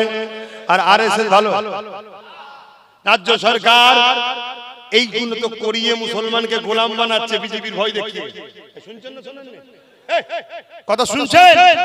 আজকে বলো, এরপরও আমি কি বলেছি সেটাও শুনে রেখে দাও। এরপরও বলেছি যদি মনে হয় একে দরকার, একে প্রথম যে ক্ষমা চাইতে বল। শুনছেন তো নাকি? কি বলেছি? ক্ষমা চাইতে হবে। আর শুধু ক্ষমা চাইলে হবে না, ক্ষমা চাওয়ার পর আমরা বোকা সরল মানুষ হয়তো সাথ দিয়ে দেবো, এসে 5 বছরে আরে অনেক ক্ষতি করতে পারে না পারে না। এজন্য ক্ষমাও যেমন চাইতে হবে, চেয়ারের একটা পায়া ভাগও দিতে হবে। শুনছেন তো নাকি? মানে সরকারে তুই বস, কিন্তু আমার নির্ভর করে বস। 3টে পায়া তোর, একটা পায়া ইমাম সাহেব কি ধরুন বসিয়েছি আমরা রাজ্যে মাথায়, এই অসুবিধা আছে? আমাদের তো ধারণা ইমাম মানে নামাজ পড়াবে আর মুরগি জবাই করবে। আরে ইমাম তো ছিল আমার আমিরুল মুমিনিন খলিফাতুল মুসলিমিন উমর ফারুক, ইমামতিও করেছে, অর্ধেক পৃথিবীকেও চালিয়েছে। জোরে বলুন সুবহানাল্লাহ। তাহলে আমার ইমামগুলো কেন গ্রামের মেম্বার বা পঞ্চায়েতের প্রধান হতে পারবে না? এক কথা বলো, এ কি নাগরিক নয়? এর ভোট নাই? ওদিকে এক বাবা, এদিকে আরেক বাবা, সব বড় বড় পদে চলে যাচ্ছে, আর আমাদের মাথায় খোদার গজব ঢুকেছে। হুজুরের ছেলে কেন বলবে? একটু মাথায় ঢুকাও। এমন এক বাবা, যে বাবা বলেছিল মুসলমানের মেয়ে মারা গেলে কবর থেকে তুলে লাভ করবো, সে আজকে দেশের সিএম, রাজ্যের সিএম। লজ্জা নয় রাজ্য দেশের জন্য? এই কথা শুনছেন না শোনেন না? জাগো, আজ তো কেউ তোমার হয়ে রাত্রিরে দিনে ছুটছে, বুঝাচ্ছে। তুমি যদি আজ না জাগো, কালকে কেউ তোমায় জাগাতে আসবে। যে জাতিকে জেগিয়ে লাভ নেই, শেষ হয়ে গেছে, শেষ হয়ে যাবে। শুনছেন তো? আসবে, ওই রকম আসবে। হঠাৎ করে দেখবেন মুসলিম দরদি হয়ে গেছে, হঠাৎ করে। তার মানে কি? জাল থেকে বেরিয়ে যখন গেছে, কমসে কম পুকুর থেকে বেরিয়ে না যায়, আমার লোককেই পাঠিয়ে দেবো, বলবো তুই ধরে নে, তুই ধরে নে, তুই ধরে নে। শুনছেন তো নাকি? হ্যাঁ, কেন তারও ব্যাক সাইড তো জানি রে বাবা। আল্লাহ নবী বললেন, পাহাড় সরে গেছে বিশ্বাস করো, মানুষ পরিবর্তন হয়েছে বিশ্বাস সহজে করো না। একটু দেখতে হয়, দেখতে হয়। তাই আসো, আমি তোমাদের ভালোবেসে বাঁচাবার চেষ্টাই বুঝাচ্ছি। কারো হাতে AK-47 আছে, তুমি তার মোকাবেলায় আমাকে খালি হাতে নেবে দিলে হয়? আমাকে তো একটা ঢাল দাও নাকি? হ্যাঁ, আজকে একটা লাঠি দিয়েছে ভাঙরের মানুষ, একটা। ওই একটাতে বাকি সবার ঘুম হারাম হয়ে গেছে না? জোরে বলো। তাহলে আজকে ওর সাথে যদি আরো গোটা 30 থাকে, লড়াইটা বাড়বে না কমবে? এইটুকু তো মাথায় ঢুকাও। একদিনে সবকিছু হয় না আমি জানি, কিন্তু কথা হচ্ছে এটাও জানি, যদি উপযুক্ত হয়, ও 1000 যদি থাকে তো কি হয়েছে, তার মোকাবেলায় 2-10 যদি উপযুক্ত থাকে, তাকে সাইজ করে দেওয়া যাবে। তো উদাহরণ হিসাবে বলছি, শেষ কথা আপনাদেরকে জাগাবার জন্য বলছি, খারাপ নেবেন না তো। একটা বাঘ বাচ্চা জন্ম দিয়েছে, দিবার পরে বেচারি বাঘটা মারা গেছে। বাঘের বাচ্চাটা কোথায় যাবে, এদিক ওদিক করতে করতে জঙ্গল থেকে বেরিয়ে পড়েছে, আর জঙ্গলের পাশে একটা ছাগল তার বাচ্চাকে লালন পালন করছিল। ওই বাঘটা এখন ওই ছাগলের পালে ঢুকে গেছে, তার সাথে সাথে ঘরে চলে গেছে। ছাগল বাচ্চাগুলো তার মায়ের বাটে দুধ খায়, বাঘ বাচ্চাটাও খায়। এইভাবে বড় হচ্ছে, বড় হচ্ছে, বড় হচ্ছে, বড় হচ্ছে। আর ছাগল বাচ্চাদের বড় হলে কি হয়? শিং দিয়ে গুঁতোয়। কথা বুঝে আসছে? এটা উদাহরণ দিয়ে বুঝাচ্ছে। এই শিং দিয়ে শুধু বাঘ বাচ্চাটাকে গুঁতোয়, আর বাঘ বাচ্চা শুধু বলে আমার দ্বারা গজা তোকে সাইজ করব। এই বাঘের কোনদিন শিং হবে? ও শিংয়ের অপেক্ষায় আছে। খুব কথাটাকে মিলাবে আপনাদের সাথে। তো সেই জায়গাতে একদিন এখন ওই ছাগল, ধাড়ি ছাগল তার বাচ্চাগুলোকে লালন পালন করে ঘুরছে, ঘাস খাওয়াচ্ছে, আর বাঘ বাচ্চাটাও ঘাস খেচ্ছে আর ঘুরছে। দূর থেকে একটা বাঘ দেখেছে, জঙ্গলের হিংস্র বড় বাঘ।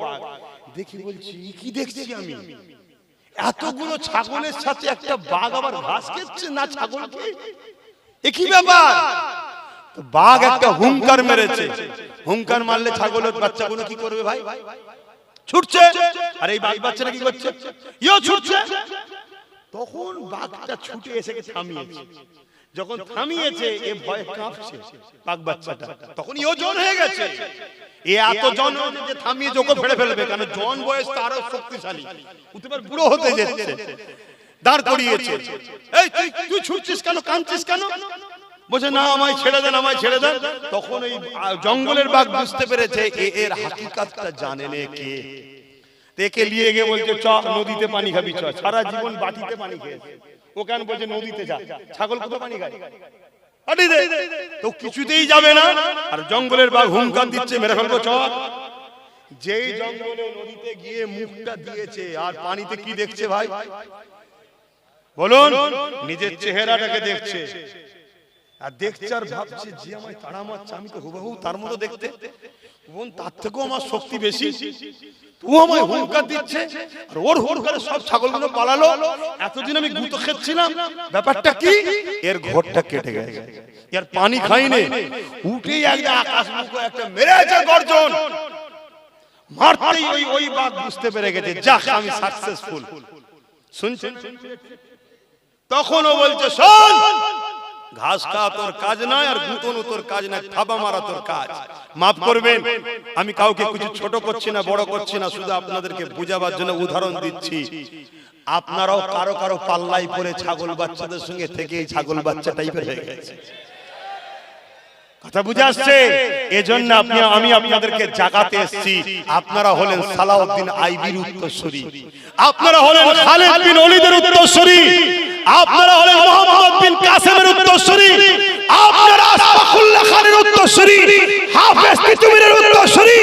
আমরা ব্রিটিশদের ঘরে ভয় পাইনি, আর ব্রিটিশদের চামচাদের ঘরে কেন ভয় খাচ্ছেন?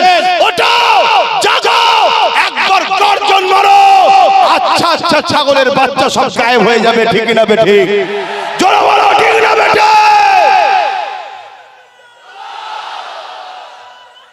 আল্লাহু আকবার। অতএব ডায়ে নয়, বায়ে নয়, সামনে নয়, পিছনে নয়, একটাই মকসদ তৈরি করো। ভাই বলে মানেন তো? ছেলে বলে মানেন তো? একটাই মকসদ তৈরি করো। কোনো কিছু বুঝি না, নবী ঘরের ছেলে দাদা পীরের আওলাদ যখন নেবেছে দেশ সেবা করতে, রাজ্য মাস সেবা করতে, সর্বধর্মের গরিবের হয়ে কথা বলছে না বলেনি? ও কি মসজিদ মাদ্রাসা দেখিয়ে রাজনীতি করছে? ও ধর্মলে রাজনীতি করছে? রাজনীতি ধর্মলে মোদি করে আর মমতা করে। ও মন্দির বানাচ্ছে, ও বানাচ্ছে। উপরন্তু ওর থেকে ভয়ানক কাজ এ করেছে কি? প্রসাদ খেয়েছে রেশনের দ্বারা। এই প্রসাদ খেলে ঈমান থাকবে? প্রসাদটা আমার অন্য ভাইদের কাছে পছন্দের, আমাদের কাছে তো পছন্দ নয়। যেমন গরুর গোশত আমাদের পছন্দ, অন্য ভাইদের কাছে পছন্দ। তাহলে তাকে কি আমার উচিত হবে নুকি খাওয়ানো? তাহলে এত বড় অন্যায় করেছে না করেনি? তাহলে বলুন, এরা আমাদেরকে মুশরিক বানাতে চায় না চায় না? তাহলে ভাবতে হবে এরা কারা। এই জায়গায় দাঁড়িয়ে থেকে একটা কথা আমাকে সাক্ষী দিও। আমার অন্যান্য সিলসিলা, অন্যান্য জামাত টামাত অনেক ভাই আছে, আমি আবার বলছি, তোমার সঙ্গে আমার যদি কিছু মতনৈক্য থাকে, নওশাদ তো কোনোদিন মাইক ধরে কারো বিরুদ্ধে বলেনি। কি ভুল বলছি? আজ অমুসলিম বিপদে পড়লে তার পাশেও যাচ্ছে, সবার পাশে যাচ্ছে। আমি একটাই তোমাদের কথা বলবো, বাঁচার স্বার্থে, মসজিদ বাঁচাবার স্বার্থে, অধিকার পাওয়ার স্বার্থে কোনো কারো কথা নয়, ডায়ে বাঁয়ে কারো দিকে নয়, নওশাদের সাথ তোমাদেরকে দিতে হবে। কারা দিতে চাও আরো একবার সাক্ষী দাও। কথা ঠিক তো নাকি? হাত লম্বা করে তোলো, রাজি তো? এখন কারো মাথায় ঢুকছে না তো হুজুর এই সর্বনাশ, আপনি জলসায় এসে হিসাব করছেন কেন? মাথায় ঢুকছে? যদি ঢোকে ওষুধ আছে আমার কাছে। মাথায় ঢুকছে? যদি কারো মাথায় ঢোকে তাকে আগে ডিউটি দিচ্ছি। মমতাকে যে বলকে যাও, মোদিকে যে বলকে যাও যে রাজনীতি করছো তো ধর্মের পিছনে লেগেছো কেন? আগে ওদেরকে যে বলো, যখন রাজনীতির নেতারা আমার মসজিদে হাত দেবে, রাজনীতির নেতারা আমার কবরস্থান, মাদ্রাসা, ঈদগাহে হাত দেবে, রাজনীতির নেতারা যখন আমার ওয়াকফে হাত দেবে, তখন আলেম উলামা, পীর পীরজাদাদের দায়িত্ব তাদের রাজনীতিতে হাত দেওয়া। তবেই তারা চিৎকার চেঁচামেচি করবে যে হুজুর মানুষ, মৌলভী সাহেব মানুষ এখানে কেন? তখন আমরা বলবো তোর ডিউটি তুই কর, আমার মসজিদের ইমামতি আমি করি। ঠিক তো নাকি? অতএব তুমি তোমার জায়গা অতিক্রম করে, রেড জোন ওভারটেক করে, তোমার সীমানা ওভারটেক করে আমার ধর্মে যখন হস্তক্ষেপ করেছো, আমার মতো পীর পীরজাদা, মুফতি, মাওলানা, আমির, হযরত সাহেব সবার উচিত জাতিকে জাগানো দরকার আছে না নাই? লক্ষ লক্ষ লোক নিয়ে, হাজার হাজার লোক নিয়ে, কোটি কোটি লোক নিয়ে বড় বড় জনসভা করে কোন মুসলমান যদি, কোন পীর যদি, কোন আমির যদি, কোন সাহেব যদি আজকে ওয়াকফের বিরুদ্ধে না কথা, ওয়াকফের পক্ষে দাঁড়িয়ে জালিমদের বিরুদ্ধে যদি জাতিকে না সজাগ করে, তাহলে জানতে বাধ্য হব এরা ধর্মের নামে ইসলামের কলঙ্ক ছাড়া অন্য কিছু নয়। ঠিক না বেঠিক? কেন মসজিদ তো সবার, মাদ্রাসা তো সবার। কমসে কম মসজিদ মাদ্রাসা দুশমনদের বিরুদ্ধে তো বলো। আমি শেষ করছি তার আগে একটা ছোট্ট কথা। তোমাদের 10 জন এক জায়গায় হয়েছে, ধরো এই 10 জন এক জায়গায় থাকা শক্তি বেশি না কম? এই শক্তিটাকে টুকরো করার জন্য নতুন নতুন আরো দল খুলে দেওয়া হবে, যে মুসলমান না এক হয়ে যায়। কেন? আজ নওশাদের পিছনে শুধু মুসলমান নয়, আদিবাসীরা আছে, দলিতরা আছে, মতুয়ারা আছে, তারা সবাই নওশাদ খান ভালোবাসছে না বাসেনে? তাহলে অনেকে তো ভাবছে নওশাদ যে জায়গায় যাচ্ছে, যদি এরা সম্পূর্ণ সাথ দেয় তো আগামী দিন তো একদিন বাংলার ক্ষমতায়। এই কথা বুঝছেন না বুঝেন না? এই জন্য চাইবে টুকরো করে দাও, টুকরো করে দাও। আর টুকরো যদি হই, নওশাদের কিছু ক্ষতি নয়, ক্ষতি কাদের? ভাবতে হবে, ভাবো ভাবো। এবং প্রত্যেকটা দলের যারা নেতৃত্ব দিচ্ছেন, ধর্মীয় ইমাম, আলেম, আমির, শেখ, হযরত, আপনারা আমার সঙ্গে যদি কথা নাও বলতে চান, নওশাদের সঙ্গে কথা বলুন। ডেট দরকার হয় আমি করিয়ে দেবো, কথা বলুন। আপনারা ডাইরেক্ট কথা বলুন, আপনাদের কি প্রয়োজন আছে, কি লাগবে, কি আছে, কি চাইছেন, কথা বলুন। কথা বুঝে আসছে না? না কেন? আমরা যদি এক না হয়, আগামী দিন আমাদের মসজিদের চিহ্ন মিটিয়ে দেবে, মাদ্রাসা মিটিয়ে দেবে, এদের টার্গেট ইসলামকে মুছে দেবো। কথা বুঝে আসছে না? না এই জন্য কথা কোনো বললাম। কেউ কথা কষ্ট পেলেন, কেউ ব্যথা পেলেন? এখন আমার শেষ কথা, একটুখানি সালাম দেবো, সালাম দেবো। আমরা দাঁড়িয়ে দিই, কেউ যদি বসে দেয় তার বিরুদ্ধে আমরা ফতোয়া দিই না। শুনছেন তো নাকি? এটা প্রেমের ব্যাপার, এটা মসলার ব্যাপার নয়। ইয়া নবী সালাম।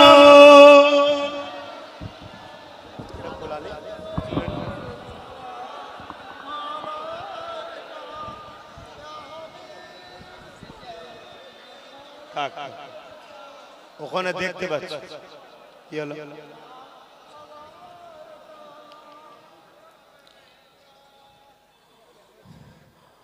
তালাল বদরু আলাইনা মিন শানিয়াতিল ওয়াদা وجب الشكر علينا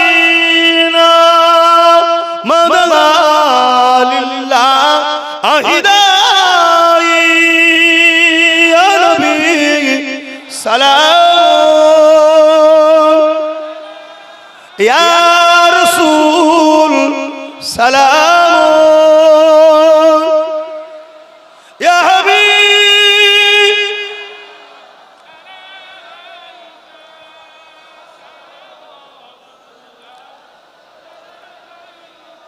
একটা কথা মনে পড়েছে, বলে দিনে ভুলে যাব। চঞ্চল বেরেন তো, অনেক দায়িত্ব। আমি নলেজ সিটিতে স্কুল চালাচ্ছি, আপনারা নিশ্চয়ই জানেন। এতিম যদি কোনো বাচ্চা থাকে আমার সঙ্গে যোগাযোগ করান, তাদের সম্পূর্ণ থাকা, খাওয়া, পড়া ফ্রি। তবে এটা মাদ্রাসা না, এটা জেনারেল লাইনের শিক্ষা, মডেল এবিএস মডেল স্কুল। কথা বুঝে আসছে? আমাদের আলেম দরকার, হাফেজ দরকার, কিন্তু সব আলেম হবে? কিছু আইএস, কিছু আইপিএস, কিছু পুলিশ, কিছু ডিএম, কিছু বিডিও, কিছু জজ, কিছু উকিল দরকার আছে না? না, এগুলো হওয়া কি হারাম? আবার এই আইএস, আইপিএস, জজ, ডিএম, বিডিও গুলো আলেমদের কাছে বসে বসে, যেসব বাচ্চারা আলেম হয়, বসে বসে দিন শিখে নেবে। কিন্তু আমাদের দরকার আছে না? না, এজন্য আমি 50টা মাদ্রাসা চালাই। আপনাদের এই পাশে অনেক জায়গায় মাদ্রাসা চালায়। এই একটা মাদ্রাসার বাৎসরিক জলসার কাগজ দিল। কোথায়? মুজাদ্দিদিয়া পীর আবু বকর, মুজাদ্দিদিয়া পীর আবু জাফরিয়া সিদ্দিকিয়া মাদ্রাসা। এই মাদ্রাসাটা আমি চালাই। এটা হচ্ছে কোথায়? গোবর্ধনপুর, কলিযুগ গোবর্ধনপুর, চেনেন?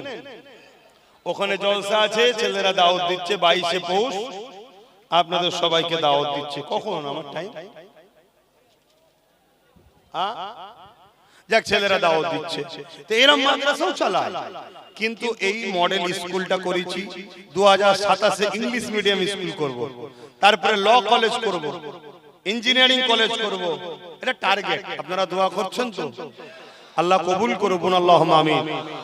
3 দিন ইসলামে যখন যাবেন তখন গিয়ে দেখবেন। তো সেই জায়গায় আমি যে মেসেজটা দিচ্ছি, যাদের পড়াশোনা করার আগ্রহ আছে, ছেলেপুলে অনেক ভর্তি হচ্ছে, কিন্তু বিশেষ করে এতিম বাচ্চা যারা, তাদের কেউ নেই, সেই ছেলেগুলোকে যদি আমি পড়িয়ে উচ্চ শিক্ষায় শিক্ষিত করতে পারি, তাদের লাইফ তৈরি হয়ে যাবে। তাই আপনাদের জানাশোনা থাকে, একটু আমার সঙ্গে যোগাযোগটা করাবেন। এটা একটা মহান নেকির কাজ। তার থাকা, তার খাওয়া, তার পড়াশোনা, তার জামা কাপড় সবকিছু তার চাচা দেবে, আব্বাস সিদ্দিকী দেবে। আমি খরচ করে পড়াবো। কথা বুঝে আসছে? তুমি যদি আমার ভাই হও, তার আব্বা যদি আমার সমবয়স্ক হয়, আমার ভাই হয়। আজকে তার বাপ চলে গেছে তো কি হয়েছে, তার ভাই তো আছে। যোগাযোগ করিয়ে, এটা একটা মহান কাজ। কিন্তু আসেন সালাম আরো একবার পড়িয়া নবী সালাম ইয়া রাসূল সালাম ইয়া হাবিব সালাম সালাওয়াতুল্লাহ। আসেন গায়ে গায়ে বসেন, দোয়া চাওয়া হবে, নামাজের ব্যাপার আছে, সকলে বসেন। বালাগাল উলা বিকামালিহি কাসাবাত তুজা বিজামালিহি হাসানাত জামিউ সালিহি।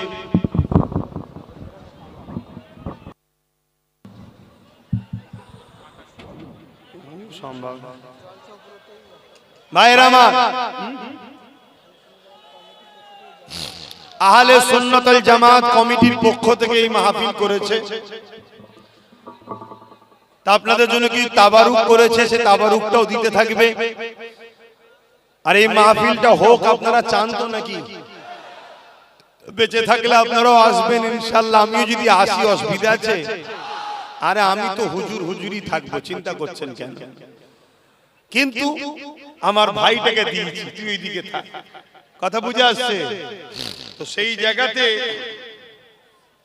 একটুখানি ছেলেরা যাচ্ছে মাহফিলে, যার যা খুশি একটু শরীক হয়।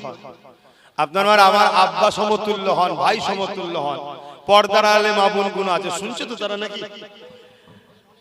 আমার মা বোনরাও রয়েছে। আম্মা বোনেরা 1000-1200 টাকায় বিক্রি হবেন না। ওই বিহারে ভোট হয়ে গেল, বিহারে চাদর দাঁড়ান, এটা শোনার কথা আছে একটা, ভুলে গেছি বলতে, বলবো তো। ওই বিহারে যখন ভোট হলো, কিছু ছেলে মেয়ে দেখেছি মুদির মিটিং এ খেয়ে খুব নাচছিল, দেখেছেন আপনারা? তারপরে আবার তারা কাঁদছে। मीडिया जिज्ञासा करছে क्या बात है, क्यों रो रहे हो? बहुत तो बढ़िया डांस लगाए थे, आज क्यों रो रहे हो? बोलते अरे यार 10,000 रुपया दिए थे, मैं पैसा लेके भाजपा को वोट दे दिए, अभी भाजपा लोग जीत के हमारा ही घर तोड़ रहे हैं। মানে 10,000 টাকা দিয়েছিল, নেচেছি আর ভোট দিয়েছি বিজেপিকে, এখন তারা জিতে আমাদের ঘর ভাঙছে। কাল তোমাদের দশা ওটা হবে যিনি ভোটকে বিক্রি করো। আমার মা আমার বোনেরা 1000-1200 টাকায় বাচ্চার ভবিষ্যৎকে নষ্ট করেননি। বাচ্চাকে শিক্ষিত করো, বাচ্চাকে চাকরির ব্যবস্থা করো, তবে বাচ্চা তোমার গর্ব হবে। কথা বুঝে আসছে তো? যাও যাও, যার যা খুশি দাও, ছেলেরা দাও, তাবারুক দাও, আর বাকিরা তেলাওয়াত করেন, দোয়া চাওয়া হবে। প্রতি শুক্রবার দিন দরবারে থাকি, আর প্রতি শুক্রবার দিন একদিন মিস হয়ে যায়, 7টা থেকে 7:30টায় এই লাইভে বসি। আমি লাইভে বসি পিএবিএস ইউটিউবে আর পীরজাদা এমডি আব্বাস সিদ্দিকী পেজে লাইভে বসি। দুদিন পরে সবারটাই বসবো, তোরা যাবি তো? হ্যাঁ, দুদিন পর থেকে সবারটাই বসবো, যে যা প্রশ্ন করবেন উত্তর দেবো। কথা বুঝে আসছে না? প্রতি শুক্রবার দিন সন্ধ্যে 7টা থেকে 7:30টায় বসি, লোক প্রশ্ন করে, আমি উত্তর দিই। আপনারাও প্রশ্ন করবেন, উত্তর দেব। ওই লাইভ গুলোকে ফলো করবেন, অনেক কথা ওখানে প্রশ্ন উত্তর হয়, অনেক জিনিস ঘটে সঙ্গে সঙ্গে সেটা বলে দেওয়া হয়। আপনারা যান, এইদিকে কে আছে যান। খবরদার পয়সা কেউ টুপিতে তুলবে না, টুপি পয়সা তোলার জিনিস, ওটা নবীর সুন্নাত। দরকার হয় তো সোয়েটার খুলে ফেল, নবীর সুন্নাত এটা। সুন্নাত কে নিয়ে ছেলে খেলা করলে ঈমান চলে যাবে, কারণ নবীর পছন্দ। মাথায় রেখে দেবে। সকলে তেলাওয়াত করেন।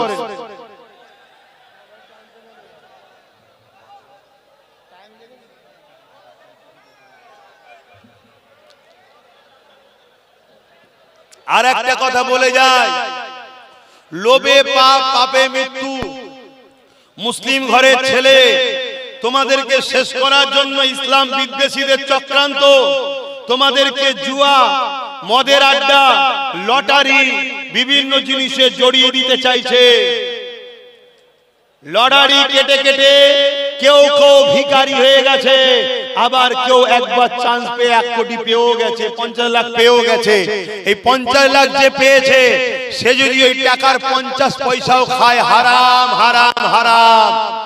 আল্লাহ তাকে এমন একটা বিস্ফোরা ছেলে দেবে, বুড়ো বয়সে ওকে বক্সিং মারবে বাপকে দাম দাম করে, আর পরকালে জাহান্নামে যেতে হবে। কি গো আমার কথা খারাপ লাগে নাকি? লড়াই হালাল না হারাম ইসলামে? এই জোরে বলো। আর অপর দিকে তোমার 50টা ভাই কেটে কেটে ভিখারি হয়ে গেছে। খবরদার, আল্লাহ যা ডাল ভাত খাওয়াচ্ছে শুকরিয়া আদায় করো, মেহনত করো, খাটো, বিজনেস করো। এক ধরনের নয়, 2-3টে বিভিন্ন বিজনেস করো, ব্যবসা করো। সবজি কাঁচামালের বিভিন্ন দেশে রপ্তানি করব, বিভিন্ন বাজারে রপ্তানি করব, নারকল কাটি বাইরের রাজ্যে পাঠাবো, ছুপড়ার বিজনেস করব, কত কিছুর বিজনেস আছে হালাল। বিজনেস করো, সন্তানদেরকে পরিবারকে হালাল খাওয়াও, ওই পরিবার সন্তান ভালো হবে, আল্লাহ তোমার আখিরাত ভালো করবে। আর যদি হারামের পিছনে যাও তাহলে তোমার ভাই দুনিয়া ধ্বংস হয়ে যাবে। এমন এমন বিমার হবে, 50 দেবে 1 কোটি বেরিয়ে যাবে। তাড়াহুড়ো করে চেঁচামেচি করতে গিয়ে জামা ছিঁড়ে ফেলে, ও সব ছিঁড়ে চলে যাচ্ছে। আমার কিছু হুঁশ নেই এখন, আমার কোনো হুঁশ নেই এখন। আজকে ওই জলসা ছিল, অনেক দেরি হয়ে গেল। নলেজ সিটিতে ছেলে ভর্তি হচ্ছে, বাড়ছে, ক্লাস বাড়ছে, ওই জন্য তাড়াহুড়ো করে আবার একতলা বাড়াতে হচ্ছে। তার জন্য দেখতে গেছিলাম, কলম টলম উঠে গেছে, কবে কি ঢালাই হবে আর হবে। দেখতে দেখতে বলছি না, দিন রাত হু করে চলে যাচ্ছে। ওখানে বেচারীদের 1 ঘন্টা 10 মিনিট থাকতে পেরেছি। এই কোথায় এসেছিলাম, পাশে কি চিংড়িয়া। হ্যাঁ, তবে আমাকে ভালোবাসে ভাইরা, যারা আনে ভালোবাসে, দেখা করলেই খুশি হয়ে যায়। কিন্তু আমি চাইতে বেশি করে বলতে, যাতে করে আমার ভাইগুলো মুনাফিক ও জালিমদের থেকে দূরে থাকে। হ্যাঁ, আমি রাসূলুল্লাহর আরেকটা হাদিস বলতে ভুলে গেছি, বলবো না থাকবে? তাহলে সাক্ষী দিতে হবে, কেন্দ্র সরকার জালিম হ্যাঁ কি না? কারা হ্যাঁ বলছেন হাত তুলে সাক্ষী দেন। আমিও হাত তুলেছি, ও বেটা জালিম। হাত তুলে বলে সাক্ষী দেন, জালিম তো নাকি? জালিম তো নাকি? জালিম তো নাকি? রাজ্য সরকার জালিম হ্যাঁ কি না? কারা বলছেন হ্যাঁ, হাত তুলে দেখান। জালিম তো নাকি? জালিম তো নাকি? আল্লাহ রসুল বলছেন, মিশকা শরীফের হাদিস। কোথায়? মিশকা শরীফের হাদিস, মন দিয়ে শোনো। আল্লাহ নবী বলছেন, কেউ জালিম জানার পরও যদি কোন মুসলমান তাকে শক্তিশালী করে, আল্লাহ রসুল বলছে সে ইসলাম থেকে বেরিয়ে যাবে। শুনছেন? তাহলে এরা জালিম, এদের সাথ দিয়ে যাবে। আর যে ইসলাম থেকে বেরিয়ে যায় তার ঈমান থাকে। এজন্য আমি বলি এদের ঈমান নেই। হ্যাঁ, এতদিন যারা দিয়েছিল আলাদা কথা, কারণ তারা তো জানতো না এরা জুলুম করবে। এতদিনের বিষয়টা আলাদা। আরে পয়সা দিচ্ছে নিবি তোরে বাবা, এরা পয়সাও নিতে চাইছে না। কি বড় লোক হয়ে গেল বল দিন। এটা তাবারুক দাও, তাবারুক দাও, অনেক বেজে যাচ্ছে। আমার রোজ মাহফিল, রোজ দিনের বেলা যে কোনো কাজ করে উঠতে পারছি না, শীতের বেলা হু করে সময় চলে যাচ্ছে। তাড়াতাড়ি দাও, তাড়াতাড়ি দাও। তাবারুক সামনের দিকে নিয়ে আসো, তাবারুক সামনের দিকে নিয়ে আসো, সামনের দিকে দিতে শুরু করো। তাবারুক হ্যাঁ,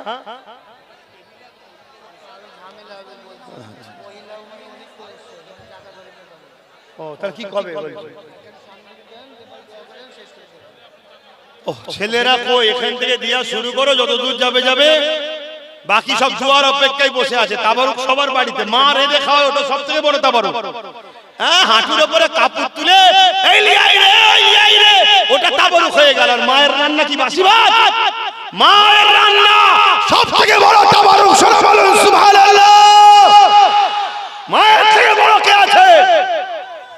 অতএব একটা তাবারুক করেছে, খুশি মনে পায় আলহামদুলিল্লাহ, না পায় আর আলহামদুলিল্লাহ। আমার ঘরে মা আছে, মায়ের হাতের খানা খেয়ে নেবো, ডবল তাবারুক হয়ে যায়। কথা বুঝে আসছে? আসেন তওবা করেন, বিসমিল্লাহির রহমানির রহিম। আল্লাহ তাআলা আমি জানা অজানা ইচ্ছা অইচ্ছা সকল গুনাহ হইতে তওবা করিতেছি আস্তাগফিরুল্লাহ রাব্বি মিন কুল্লি যামবি ওয়া আতুবু ইলাইহি আশহাদু আল্লা ইলাহা ইল্লাল্লাহু ওয়াহদাহু লা শারীকা লাহু ওয়া আশহাদু আন্না মুহাম্মাদান আবদুহু ওয়া রাসূলুহু লা ইলাহা ইল্লাল্লাহ মুহাম্মাদুর রাসূলুল্লাহ সাল্লাল্লাহু আলাইহি ওয়াসাল্লাম। পাঁচ ওয়াক্ত নামাজ পড়বেন, এক মাস রোজা রাখবেন, মালদাররা মা বাপকে ভালোবাসবেন, সম্মান করবেন, এতিম দুঃখী অসহায়ের সাথ দেবেন। দেশ সবার, হিন্দু মুসলমান আদিবাসী সাঁওতাল বাগদি খ্রিস্টান সব মিলেমিশে থাকবেন। শুনছেন? সবাই আমাদের ভাই বোন। যেদিকে ইসলামের বিরুদ্ধে বলে তার থেকে দূরে থাকবেন। তো যাই হোক, আর কথা নয়, আসেন দোয়া চাইবো। আমি এই জন্য জলসা কমিটি দেখারে বলি তাবারুক করবি না, সব থেকে ভালো। কথা বুঝে আসছে? আর যদি করতে হয় বেশি করে করবে। 550 কেজি চাল লেগেছে বলছে, ও তো কমই হয়ে গেছে। সামনে বছর যদি পারো 2000 কেজি চাল না দেবে তাহলে হয়ে যাবে ইনশাআল্লাহ। বলেন না ইনশাআল্লাহ? হ্যাঁ, আর নাই করবে না কেউ, তাবারুকের জন্য আসেন। কথা বুঝে আসছে? তাবারুক নিয়ে ছুড়োছুরি করবে না। আমি তো বললাম সামনে থেকে দিতে দিতে দিতে দিতে চলে যাবে, মিটে যাবে। আমার ছেলেরা তোমাদের বললাম তো সামনে থেকে দিতে দিতে যাও, যখন তাবারুক দেবে সামনে থেকে দিতে দিতে চলে যাও। চারিদিকে কেন এদিক ওদিক করছো? যারা তাবারুক নিয়ে আসছো সামনে নিয়ে আসো, সামনে থেকে দিতে দিতে যাও। আর যারা পিছন থেকে দিচ্ছ আবার সামনে দিকে এগিয়ে গিয়ে আসো, তাহলে এক জায়গায় মিশে যাবে। আর এখানে আল্লাহ কারে কেউ ডবল লিভার লোক এখানে কেউ নেই, চিন্তার কোনো কারণ নেই। এতদিন অশুনে যদি ডবল তাবারুক না ছাড়তে পারে তো ছাড়বে কি? এ সব ছেড়ে দিয়েছে আল্লাহ কারে, সব ছেড়ে দিয়েছে। যে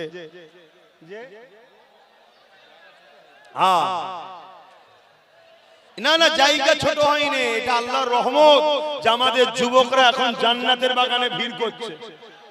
এইভাবে যদি ছেলেগুলো মসজিদে ভিড় করে, আল্লাহর জাত পাকের কসম করে বলছি, তোরা দুনিয়ায় বাদশাহী ফিরে পাবি, তোরা দুনিয়াতে সম্মান ইজ্জত ফিরে পাবি। আয় আল্লাহকে সেজদা দে ভাই আমার, আল্লাহকে সেজদা দে, আল্লাহকে সেজদা দে। এই বাচ্চাগুলোকে আগে দে, এই বাচ্চাগুলোকে আগে দে। হ্যাঁ, ছোট ছোট ছেলেদের আগে দে, এদেরকে দে। এটা একদম বেগুনা, এদেরকে দিলে আরো বেশি নিয়ামত হবে। আমরা সব গুনাহগার হয়ে গেছি, না পাই না পাবো, বাচ্চাগুলো যেন পায়। হ্যাঁ, বাচ্চাগুলোকে দাও। পেয়েছিস বাবা? হ্যাঁ, তাবারুক পেয়েছিস তো? হ্যাঁ, তোদের হয়ে বলে দিয়েছি কবরটা জিয়ারত করবি আমার বড় হলে। আয় এদিকে বাঁদিকে নিয়ে আসো, আসো। তওবা করেছি, দোয়া চাই। আল্লাহুম্মা আমিন, আল্লাহুম্মা আমিন। ওরে আল্লাহর কাছে হাত চাই রে, তোর কপালে থাকলে পেয়ে যাবি রে। আল্লাহর কাছে হাত তোল, আল্লাহর কাছে হাত তোল। হাই রে মুসলমান, আল্লাহর কাছে হাত তোল। কপালে থাকলে ঘরে গিয়ে দেখবি তাবারুক আগে চলে গেছে, আর কপালে না থাকলে দুটো নিয়েও ঘরে গিয়ে দেখবি খুলে পচে গেছে।